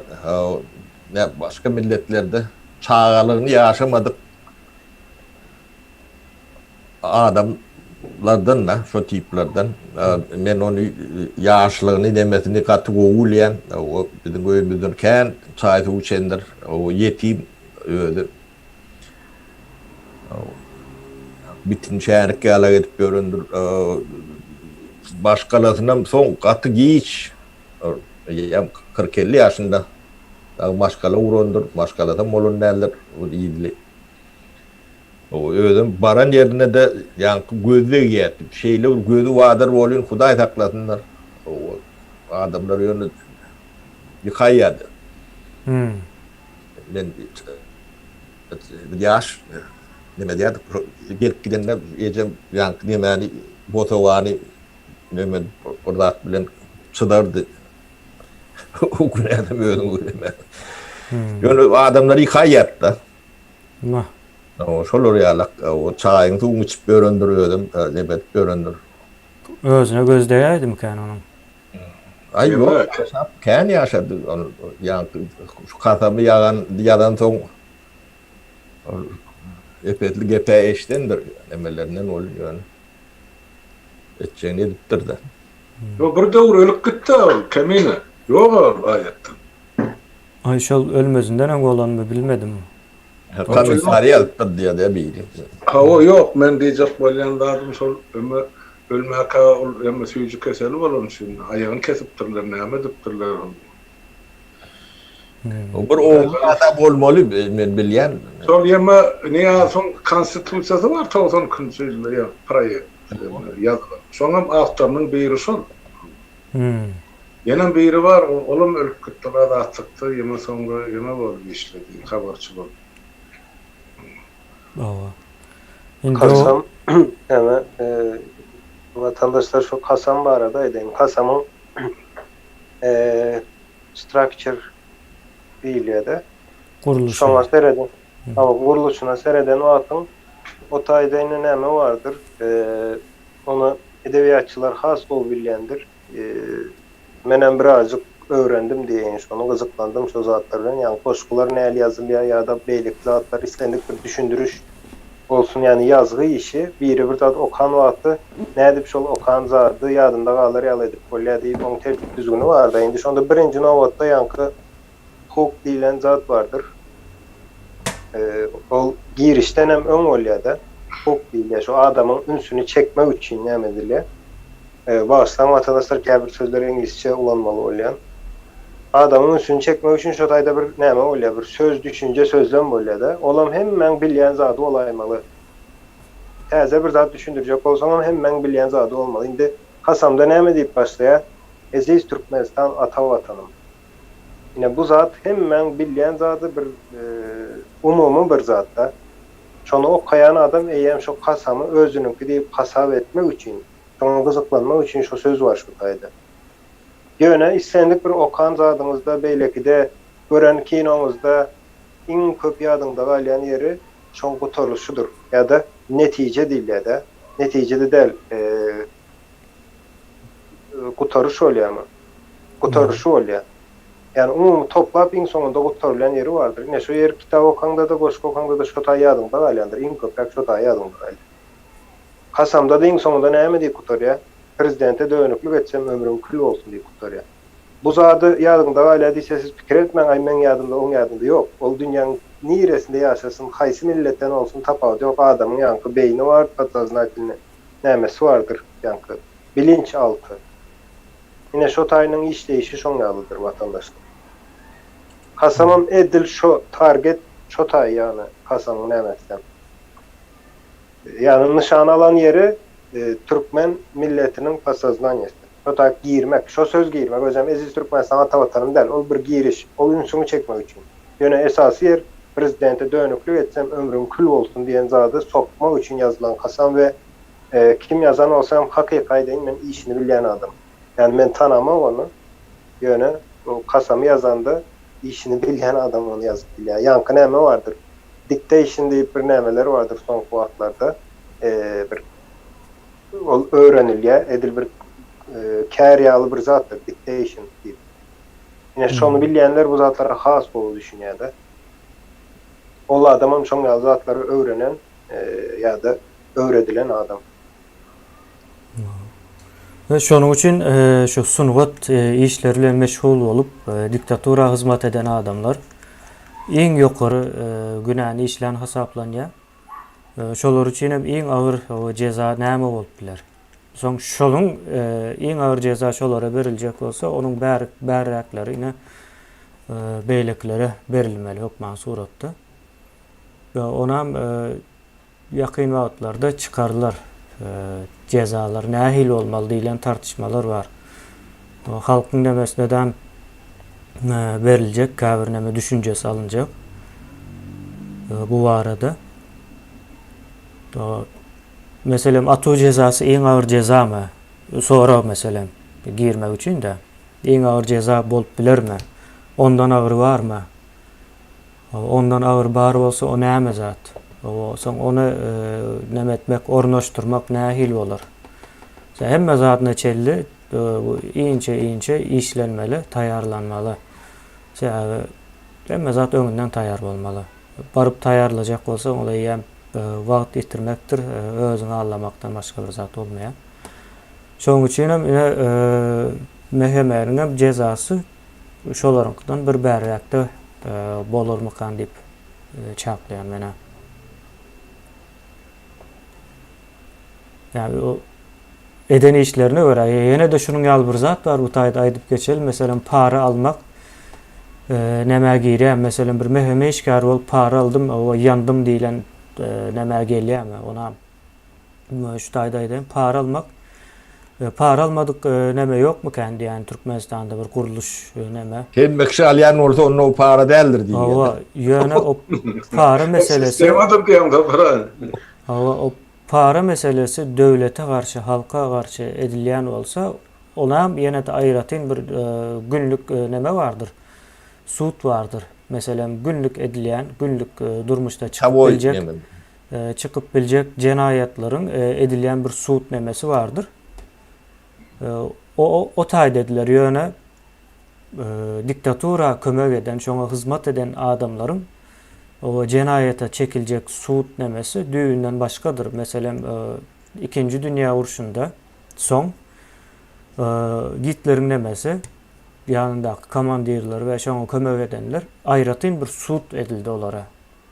Eskere edilen däldir mesela. Şolara aýratyn edildi sud. Bulam edil şonuň ýaly boljak. Yani o her para alan özüne nemeden görmeli däl vatan dönüklüğünden. Olaryň nemesi cezası aýratyn. O halka nemesindäki bolýan ceza nemesine girmeli. O wezipesine döwlete halka garşy ulanan olsa, ýene de para var olsa o işin içinde o başka bir mesele. O ýene-de o aýratyn ýerden geçämeli miken diýip pikir edýän o işlenjek bu zatlaryň sebäbi düýü tutulup ýör. Hem köp wagtdan äri.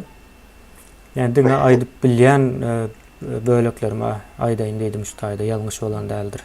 Meme kemine ne şu para horluğum şu vatana halka dönüklüğün üstünü yani nemetme için örtme için üntünü başka yeri çekme için edilen demen senaryolar korktular. Baba. Sebebi neme para horluk splasnoydan onun şu ekranını pretende bildirýän ne paralyalar nemet yani şidin şu derece yetmeýäňiz para horluğun däl. Watany dönüklük. Şonu agdan oklur, aýdan oklur, şoňa yani akıllary yeten okda. Ya yeter ýala eden ok üntünü başka yerik yani algy nemeleri bilen başka yerik toýýarlar da. Olýan şu wat kagaban neme mehman alyp barýan iş var. Şu döwlete dönüklük. Halkyna dönüklük. Ya da islenlik ilçhana vardır. Ne Türkmenistan'ın. Şu at alyp barýan işleri. O halk var 60%. O näýle onu sen ýanky neme ýanky köşäden bilersin şey. Ya da yok ýalap görüp bilersin. Sizin mazmunuňyz barlygynyň sebäbi şu halk O da 60% ol azat değil. O neyle sen o pasportunu çözüp verip bilmersin ya beylek zadını çözüp bilmersin, iyini koyu vermersin. Ya uğratmarsın, şu meseleni kaldırmarsın. Ya sesini çıkarman bolmadık diyalak, ya eşitmedik diyalak, bilmedik diyalak olup yani tam sıkıntı salıp o oturup bilersin. Onlardan adı var. Adı halkına düşmançılık. O adını doğru koymalı. Ne vardı yine sapara şona bu yatta geçten şol daşlarındaki vatandaşlar yankı ilçihanaların etmeli işi var. Yine bir merekede bir aşçı gelen olsa nahar pişirmek için, kime pişirmek için, şu taydaki adamlara pişirmek için geliyendir. Şunun için geliyor o adam. Yani eğer şol aşçı gelip berdi o hiç kim yok dese yankı merekenin görmese onda o adam o tak gelmeğinin manası yoktur. Bu yankı pasostolar, ilçihana, beylekliler şolar ne için geliyor daşlar yurttaki İslendik Türkmenistan vatandaşının haysan olsa bir meselesini yankı resmileştirmek ya da şoma mengzeştatlı ya da problemanı çözmek için yine hem problemanı, pasport problemasını biz eğer her kim şahsı özü çözüp bilen olsa çotak barmaz da şon yalı işler için gerek. Ya da yine şoma mengzeş aydalı berdi örtününe yankı sürücü şahadatnamanı yitirdin değil de son nereden çözecek? Yani Türk'e varsan olur aydar men bilemem sen okudun mu okumadın mı? Yani kim biliyor Türkmenistan? Onam Türkmenistan'a gidip gelmeye yağdayın yok. Aydal gidip gelmek gerek der şu zat için. Şunun için yankı ilçihana varılıyor. Ya da sövda edip diyorsun ki bir yankı resmi belgeler gerek olur sana. Nereden alıp bilen? Pasostodan alıp bilen. Şimdi şun yalı yağdayı olanda olaram geliyor, olaram halkı gören halk. Onda neymişin var berdi? Yani bu olsa da bir, bolmasa da bir yalı bir zat neyim için? İşleyen aile var yani. Şu halkın pulu. Ama halkam töleye şolara pullar. Näme meselesinde de şu paraxorluk men aýdaýyn bulara cezası var. Özlerine yine şu paraxor, beýlek, gandaş, parazitirapi şolara bir döwlet gurup bermeli. Şirejik. Şu taýda 5 ýyla 70 ýylar bir-birini gyrıp gutarar. Häzir entägem şu ýanky sada halkymız var. Bu nämet şol zatlara goşulmayan ya da şu zatların erbet zatlarına düşünýän halk var. Şolar saklaýarlar aslında. Yani şolar hem taýaklap durlar ýene şolun özüne häzir şu prezidentinin mehkemesi olar ýine goýja ýaşaýar, goýja giýinýär diýmek akylly adamlara. Şolara kiçirek bir ýanky kaptanla bir döwlet gurup ber hemme adam ber, hemme adam ine senki diýip pulnan ber şolun eline. Pulnan ber, ýerinden ber, suwundan ber. 5 ýyla galmaz bir-birini gyryp durarlar. Ne şoň ýaly bir şol derejedäki adamlar şu gün beýlik halkyň tepesinde ýanky näme taýak döwüp durarlar da. Para alan adam yine paranın ne para ölen häzirine bir minister para alıp bir iş eden olsa sen şu devlet vezifesine şu tak gelip para ölen bir iş eden olsan garantisi var mı sen şu para yani pulun için bir vatandaşını satmayacağına garanti var mı? Eğer bir vatandaşı satıp bilen olsan ikincini satarsın. 5-10 sanını satarsın, halkı satıp bilersin değil mi? Devlet satıp bilersin değil mi? Pul diyen zadı minister olyalar ben düşünmeyen bir zadım vardı Sapara'da. İstendik bir yankı eýem daşary ýurt orada mekteplerde öğredilýän eken de şu pulun näme menem şu ministrler aýdaýyn ministrler pul diyen zat bir aracıdır, paýlyk däl, bolubam bilmeýär, mümkin däl. Ine şu Türkmenistanyň dollarlary bastyňyz, näme dip bilýäňiz? Gör közüňde, ine pulun güýjüni gör közüňde şu puluňyz bilen alyp görüň ýa-da ine Niyaz Fungurlap koyan pullar vardır prezidentin. Şu pulları siz halkı şu gün garın doyuracak olup görün yine pul güç diýäňize, baýlyk diýäňize doyuracak olanlar başarýaňyzmy şol? Hiçbir yerde yok. Yani bir $10,000 yankı abarot $10,000 bu kiçi bir biznes adamı, kiçicik iş eden adam pul diýmeye hiç var. Önüm yankı tavar diýil ýa-da. Tavar bilen gürleşýändir. Ine baýlygym, tawarym, ine şu zady şey etmeli, önümçülük diňe kellede şu zatdyr. Pul meselesi ýokdur. Aha sen ministr olupsun yankı biznes 10 bin dolarlık biznes eden adamın 100 esse kellen o işlemeli ministr olup bilmek için. Yani şu ministr öyle gelip birinden yankı para pul almak bir zat için gülkünç geliyor da hakikaten gülkünç. Yani bileme o kağıt için şey etmek. Aydın bu sebebi var. Sebebi neme yani devlet kuruluşun strukturasında ministerstvo diýilen zat o bu önümçülük bilen hiç iş olmalar organ upravleniyor. Olar şolong normativni aktları o yani trendlerini hayati perspektivani nirak gitmeli, nämen etmeli şo zatlar yani önümçülük öz başına olmalı. Yani partana haçan ekmeli, o haçan yığmalı, oto haçan etmeli deyip nemet görmeliler, o ministerden iş değil.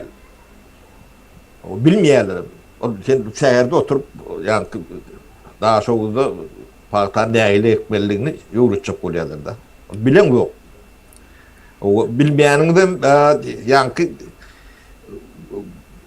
medemelim görünüp dur. Çala bir daha bilyen bolsoňuz Türkmenistan'a parta ekilmesi 30 yıl bundan kalır. Yani başka yana periferiyi mi dedilerdi? Ormanda yankı buğdayın normal tohumu tapılyanca buğday ekilmezdi. Yankı ekleyen tohumunu hazırlanıp bilen okurda. Hem at telek hem göt telek deniyorlar. Partanın yonkü teleklerinin yok ediptirler. Bitiptir. Giden iyi şey. O seleksiyon institutlar bir alim, bir ömrünü bir selekten çıkarıp bilse doğru yolludur. Hem de şeyde başaracağım derler. O bir topar alimler içinde. O giden bir protesttir. Onu bir yapar demezsen, o bir yıl filan 20 yılın kedilsen hem de daha gidiyor. 20-30 yılın dekmedi gidiyor yok. Çünkü selektilerim yok, yani partalın tüyümlerim yok. Hatırlığım yok. Buğdayım şunlarla. Hem de daha tohumdan başlıyor. Hamrada. Onu bilen olsanız bu da atlan hiç bir bolbollar. Bilen yok. Biliminiz yok. O yapık nemede o tadeti bilim alıp bilmeyen dünya büyüğünler başka yere gitti. Şu at ulanlayan tehlikan, teknolojiyan haysını bilen siz. Ministerden sonraydı. O yerine ben enesini uğradıp dururlar. O tayda adam yaşar yalan etmediler yani. Bu nadanlığın bir demesi ağır başı yönü de der. Bunu yönü cenayet deyip üstünden geçip gidivermediler. Bunun sizin eden demeğiniz yine 100 yıllar bu ağusu gelir durur. Sizden sonkuları. Sizin sağalan. Edin zadınız sol. Ya bu yönü küçücük cenayet deyip onun üstünden geçip olmadı. Bunu halkın ağında ağlar yalan edip etmeli. Cezadan sonra alak olmalı. Ya gerek olsa üçülüp orta arada yakılarsınlar. O halkın nimetini yadına kalması için, şu zatlar ikinci sefer kaytarılmazlığı için. O vahşi alak olup görüneyendir. Onun yönü sizin eden vahşıçılığınızın olur yönü bir gececek bir nemesidir. Yüğde kulok diyendirler. Neme diýerler? Ediyen dağdığının nemesini cevapkâçılığını duyuyor mu? Yani mahkeme olup otuyor, minister olup otuyor, yeni bir zat olup otuyor. O sizin iyiliğinizde galiyan betbağçılığın yani meşhurunu ölçeğe bilen okur da. O beylem yok bulurdu. Yani 4-5 nesile yetkiye sizin ediyen dağdığının nemesi.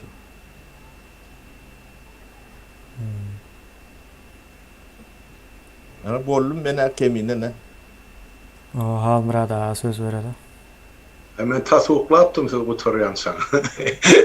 Ben son keminen aydarların üstüne koşmasaydı çok böyle vatandaşlar hakikaten bir täze Türkmenistan'a ilkinci günlerden başlap edilecek işlerin edilmeli işler planları şu taýda çyzylsa ýaşy, kada kanunlaryň ýanky taslaması şu taýda kabul edilse ýaşy, onun halk görüp otursa kanunlaryň çok taslaması ýençilerinde goşmasy, aýrmaly zatlar barmy, ýeni başga pikirler barmy?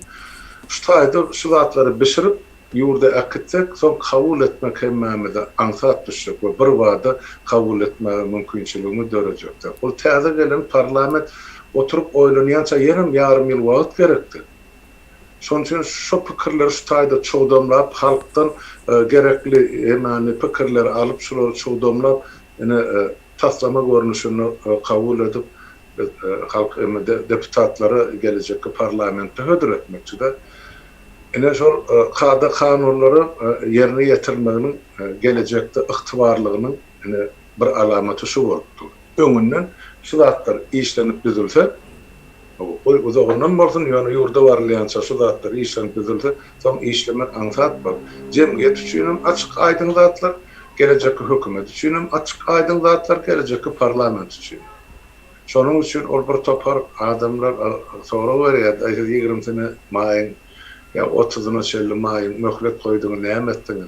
Ine şu edil oturulan işin ereknedini haçan şol täze Türkmenistan gurularyna görersiň. Biri howlukman, ýuwaşlyk bilen şu puzzle'lary bir-birine gawatlaşdyryp edilmedi işler.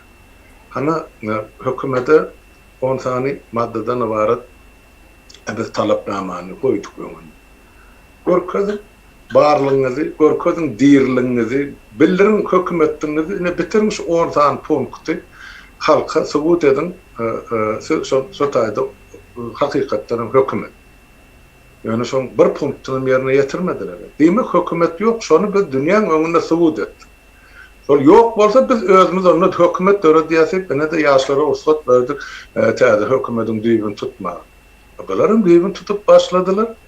Hawa bar öňkü ýazylan anketleri var, täze ýazýanlar var. Özleri adamlar bilen görüşip hökümetiň guruluşyna girişdiler ýurdun daşynda. Bular daşynda iş görkezip bilmedi. Etmeli işi esasda ýurdun içinde. Ýöne daşyna bilen etmeli işi täze gurulan hökümetin. Şu gurulmaçylyk işini alyp barmaly. Kadrlar yer we yer her bir adam işläp biläjek ýerini dogry dürüst oturtmak gerek. Ine bir gatylykan mesele. Ine şoň üstünde işläp otyrlar, berekella Taňry ýatkazyr. Şoň üçin ähli kada kanunlaryň taslamasy şu taýda şu günden taýýarlanyp ýurda barylsa, şol iň ygtybarlysy bar. Ol bir. Ikinciden ine aýdyp otyrlarda ýanky kemine de aýtdy, taparaga da şumal aýtdy, gerek bolsa ýakmaly näme ölüm jazasyny girilmek bormaýan ýok. Ozal bir kızık şu meselani halkını gozadık. Yenen bir gede qaytalap aýtdy. Vatandaşlar Türkmenistan resmi adayda ölüm jazasynyň ýüze vurdy we şu şertnamaň aşagyna gol çekdi. Çünki Türkmenistan'da resmi adayda ölüm jazasy ýok. Ýöne beýdiligi adamlar gynap öldürenap berdiýmekli anlatmıyor. Türmelerde her ýyl belki ýüzlerçe ýa müňlerçe adam gynalyp öldürilýär. Atsyz sorsuz ýitirmediler. Ene rejimiň edýän jenaýaty ýöne hiç ýerinde Türkmenistan'da ölüm jazasy ýok. Ol aty bolsun, asy öldürdiler, kol edip öldürdiler. Nämeseler ýöne şu resmi ýagdaýda döwletde bizde ölüm jazasy ýok. Ýöne näme etmeli, çykarlygy nämedir? Ene görüp otursa, düşünmäge ýani separawyzda da aýtdylar. Biz iceberg'in ýanky buzyň çördepesi görýär. O bir kizjek böyle. Bu denizde, okeanın yüzeyinde ulu bölegi suwun aşağına bolýardy. 10 hissesi belki depede görünýän, belki 100 hissesi suwun aşağındadyr, göze görünýär. Jenaýatam şoň ýa. Biz diňe görünýänje zadyny aýdyp berýär. Onu emmesen aýdyp bilemdik, aýdymyz bilen şu taýda oturan ýerimizden biz olary jenaýaty çekip bilemdik. Ine ýurda barymyzda goýup oňa baş prokuror olur baha bersin, karar çykarsyn. Şonu etmekçi. Ýöne ölüm jazasyny dikeltmek gerekmi ýa ýokmy diýen soraw bar. Eger biz kanuny nukta-i nazardan hereket etjek bolsak, konstitusiýany dogry işlejek bolsa, onu biz bir daha da ýutup biler. Birje çykalygy var. Onu men aýdyp beri, görýän beýik watançylyk uruşugy toranyna şol Nürnbergski proses diýip suud dinlenşigi boldy. Şo taýda faşistik Germaniýa ähli şol ýol başy topar var. Ählisini suuda çekdiler şol. Şolary da resmi ýagdaýda üç döwletiň Amerikanyň, Angliýanyň, Sowet Soýuzynyň üç döwletiň baş sürçüleri ýa prokurorlary, harby prokurorlary harby suudy geçirip Nürnbergde Germaniýanyň içinde şolar ölüm jazasyny çykardylar. Bütün dünýäň öňünde şo faşizm öwürlüp dagy duvara gaýtalanmasyn. Biz indi şol bizäki diktaturan dagy duvara gaýtalanmalygy üçin bilen bir görkezme suud prosesini edip bilersmi? Elbetde. Onu diňe halkyň saýlan deputatlary parlamentde ses ber, meselem aýdylýar. Biz wagtlaýynça ölüm jazasynyň ýatyrylmaly diýen kanuny moratoriýa saklanma girdi. Näme üçin? Ine bizde iki sany mesele var. Ustada ýuridik düşünje göre kemmämide. Biz 2003-nji ýylda şol Moskwa mexanizmi diýip bir mexanizm işlenip düzülipdi. Ýewrosoýuzyň gatnaşmaly bir topar döwletler. Ine şo taýda iki daklatçyň birinden Birleşen Milletler Guramasyny daklat edildi. Şol Niýazowyň rejiminiň halkynyň garşysyna ähli eden jenaýetler bar. Ol Moskowski mexanizm birinji, ine tom jenaýetkarlar toparlar eden işleri, ikinji tomum ikinji diktatora degişli ine bir lellime olup ine Süleymanyň dekteri. Ine şu iki sany işi birikdirip biz ine Nürnberg prosesi mesalyny dünýäň öňüne açyp suudçylyk urnatdylar. Bir gezeklikçe çara hökmünde.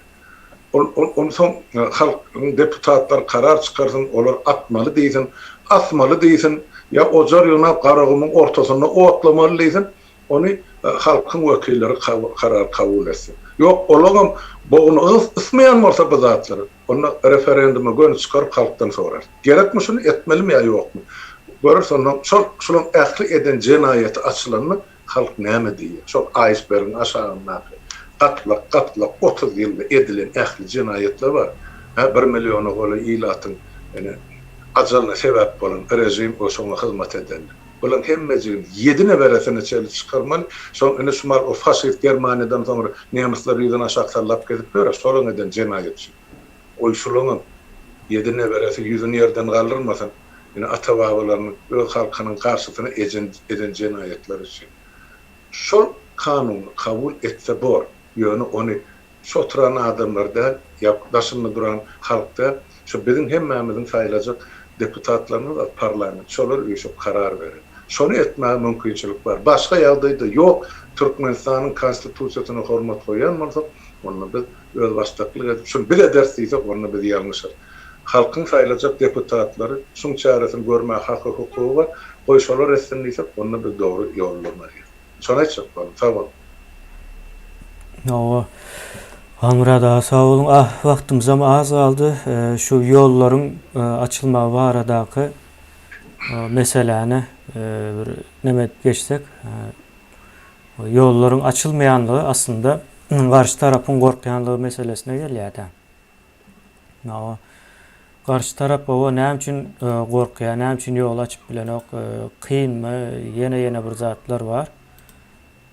Ne için korkuyor, iyi esas sonra bu tayda. Şonu nemedeli. Aydın elini kaldırdı, Aydın'am bir nemetsin.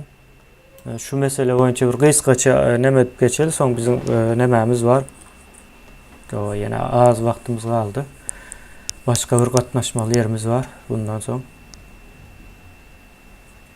Yani şu önemini ait geçecektim de yankı ölüm cezası getirilmeli muatlayın diyen soruldu. O men fikrimçe muatlayın der de aslında bu zat verdi hazır ceza vermekten şu edilen işlerini hemmesini yöne koy zat halka düşündürsem ya da yankı köpçülüğe düşündürsem adamlar ama has ölümden beter ceza tapbiler mi diyende. Ölüm cezasını yine köp adam goldan ok ervet zat diye de yönü hazır Yine şu günkü şu sistemanın neticesinde öldürülen adamları sanasan olan sanı sadece yok.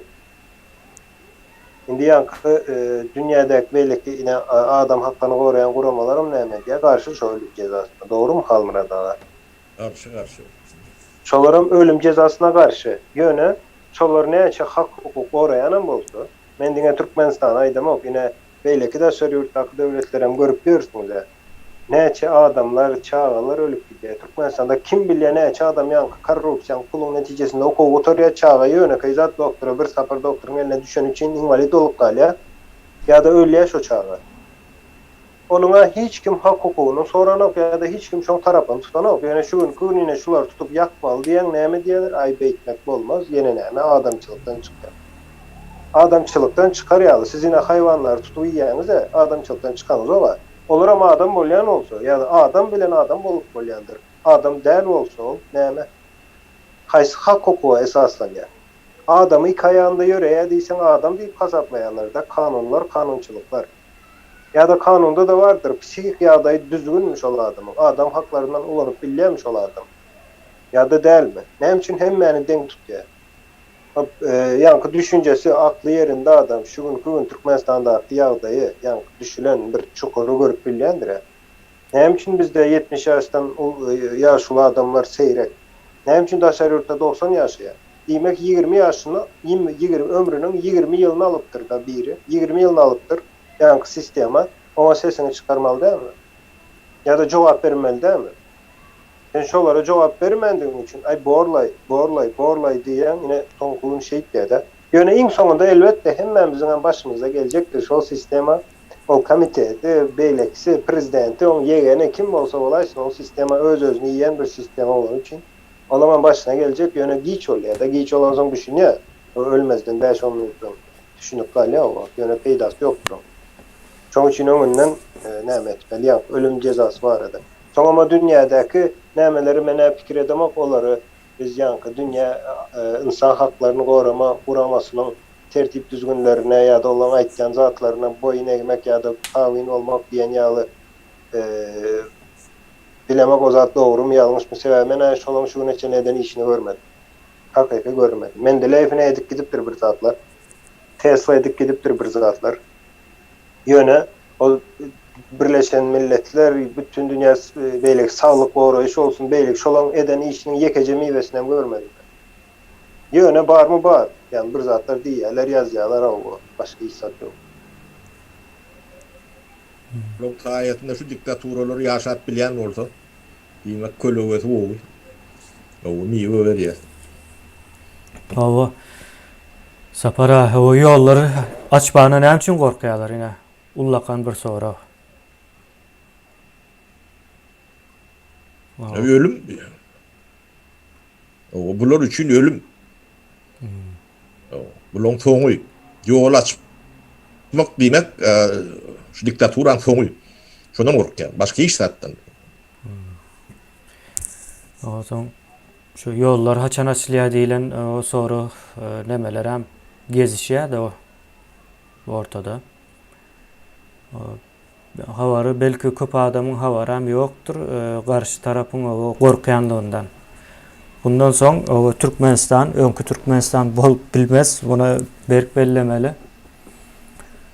Yollar hem önküsü açılacak olsa şuların o taydan gitmeye gerek. Yani şunun alıp kiredim. Yollar açılan günü demek olur şu taydan o ayrılacaktır ya ayrılandır deyip hasap edivermeli.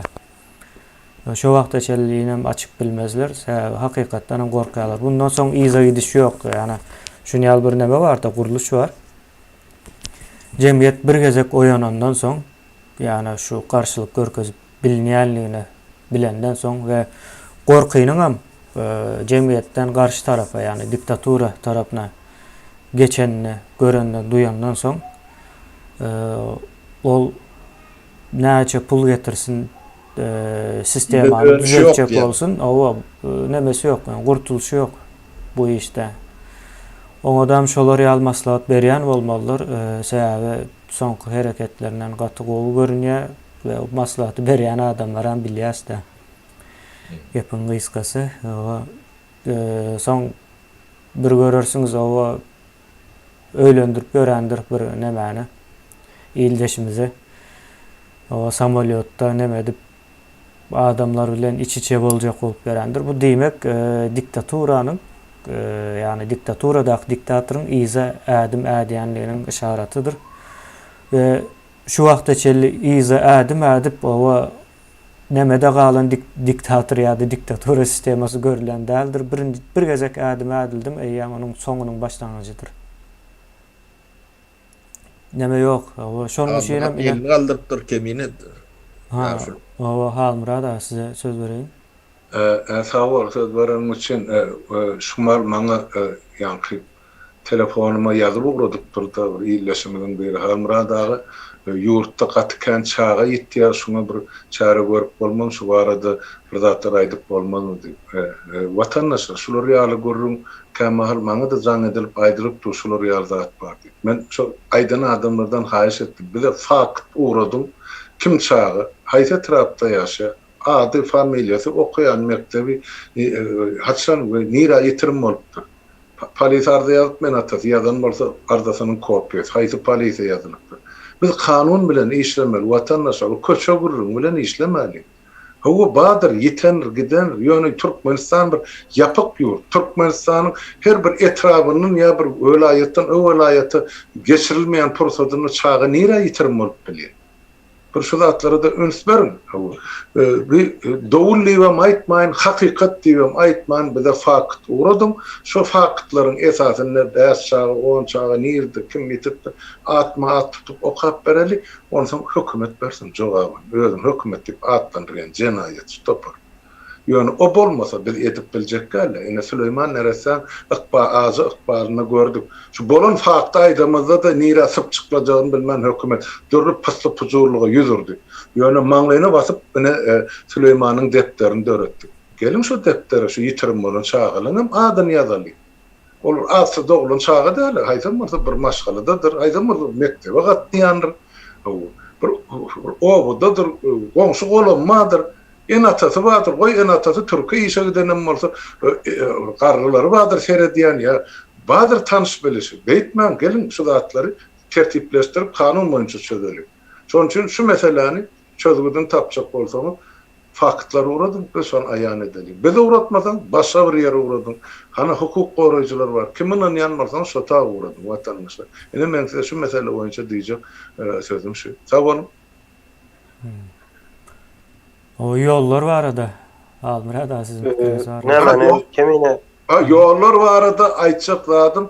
O yolları ýanyna saparaga da aýtdy. Kemine senem aýdyňam beýleki watandaşlarymyzdan biz aýdyp gelýärse, nähili şertde nähili ýagdaýda açylyp boljakdy. Gaty dogry. Eger şuň hökümet ýol hemme halk üçin açdy, erti bir hepde yetmän şol hökümet iş başynyň öýüde gaçyp gidýär. Häp adamlaryň enni sabar käsesi pürpür dolu ýurdum daşyna akyly. Ýöne adamlar içine salyp ber, içine gazabyny, gahany dilinde işläp ber. Ýygyna galan çağalarynyň hatyrasyny. Ýöne ýerde geçdi şonu açmaly bol.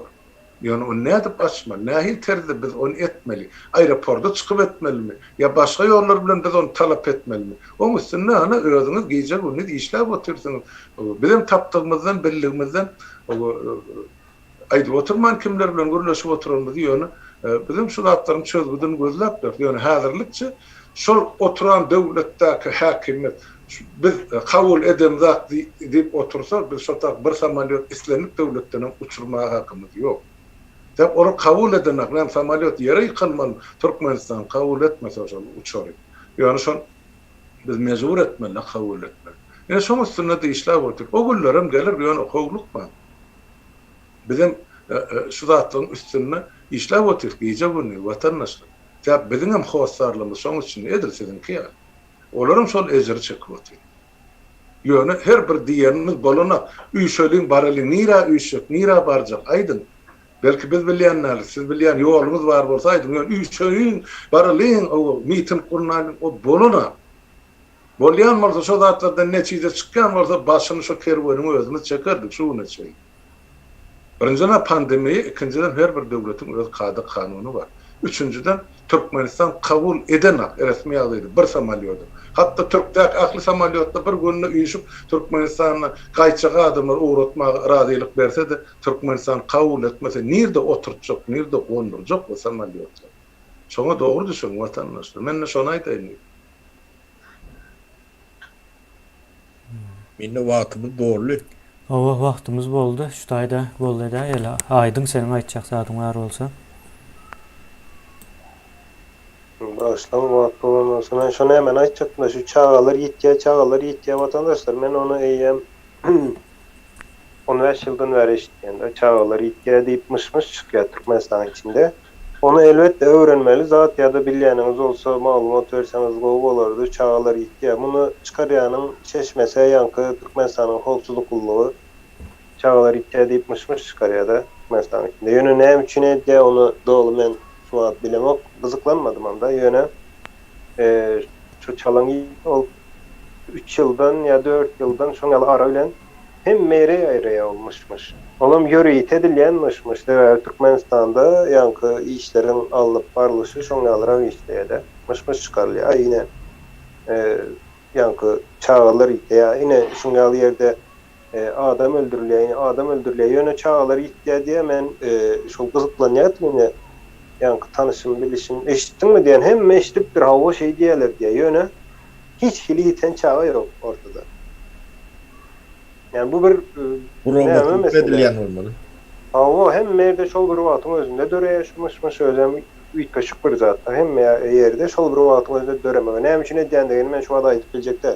Indi bir sany soraw bardy watandaşymyz Türkmenistan ýanky dünýäde ikinji ýerde durýar diýe, ýarag satyn almakda diýe. Birinciden bu zat mümkün de Türkmenistan'ın yankı pulu dünyada ikinci yerde yani yara satın alma mümkünçilik veren nokta. Hiç şeydi yani. Önümçiliği mümkünçilik veren nokta. Ondan sonra bir yollar meselesine aydayım ben. Yolları yine şu vaktaki nemesi vardır. Açılma bire yankı Türkmenistan hükümeti açık bile. Hükümeti değil. Hükümeti kim dolandıryan olsa.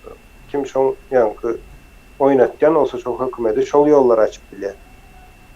Şimdi ikinci adayı yolların açılmağını yani şu daşındaki adamlar yolların ne için yapıp durandığına hakiki düşünen vakti yollar şovundan açılyandı. Ne için yapıp durandığını düşünen vakti. Onun bir ne sapar düşündürdük yani kıyın zadayken de hemen ayrı adamlara da düşündürdük. Olup gördüm yok düşünüp bilmediler ne için yapıldığını. Yönemene özüm şu yoldan yapıktığını, ne için yapıktığını düşünüyen, ne için yapıktır onu düşünüyen. Sonuç inem şolara hiç ili kömekçi derline şu günden değil mi? Yani bir neçe aydan beri ben şol hükümete kömekçi olamak işiyle. Yolların yapıklığına peyda getiremek şolar. Yani daşındaki belki 2 milyon, 3 milyon adam yolların yapıktır ona yani dolu düşünüp bilmendiği için yollar yapık olur. Peydalı zat ol. Düşünen vaktiniz özünüze bir yani hayran olursunuz. Yollan yapıp durmağı şu gün olup hükümet için koronavirüs dünyada peyda veren olsa dünyayına Türkmenistan'ın hükümetine peyda verir. İyin olu peydası. Allah edil şu karışıp duran zaten deyip ayıklılar. Wagtymy bitti. Ýigitler 5 minut geçti. Mawa. Onu aýdaýyn men. O taýda ýygnamyz garaşyp dur. Mawa. Sapara şu taýda boldy diýär sonda. Mawa. Ýigitler sag bolun, taglykda görüşelim. Böyle sağ olun vatandaşlar, yaşlılar sağ olun kemine. Sağ olun. Mawa sağ olun. Hemmäňize iýleşler, size de sağ olun. Paraga yaşlar sağ olun, vatandaşlar sağ olun.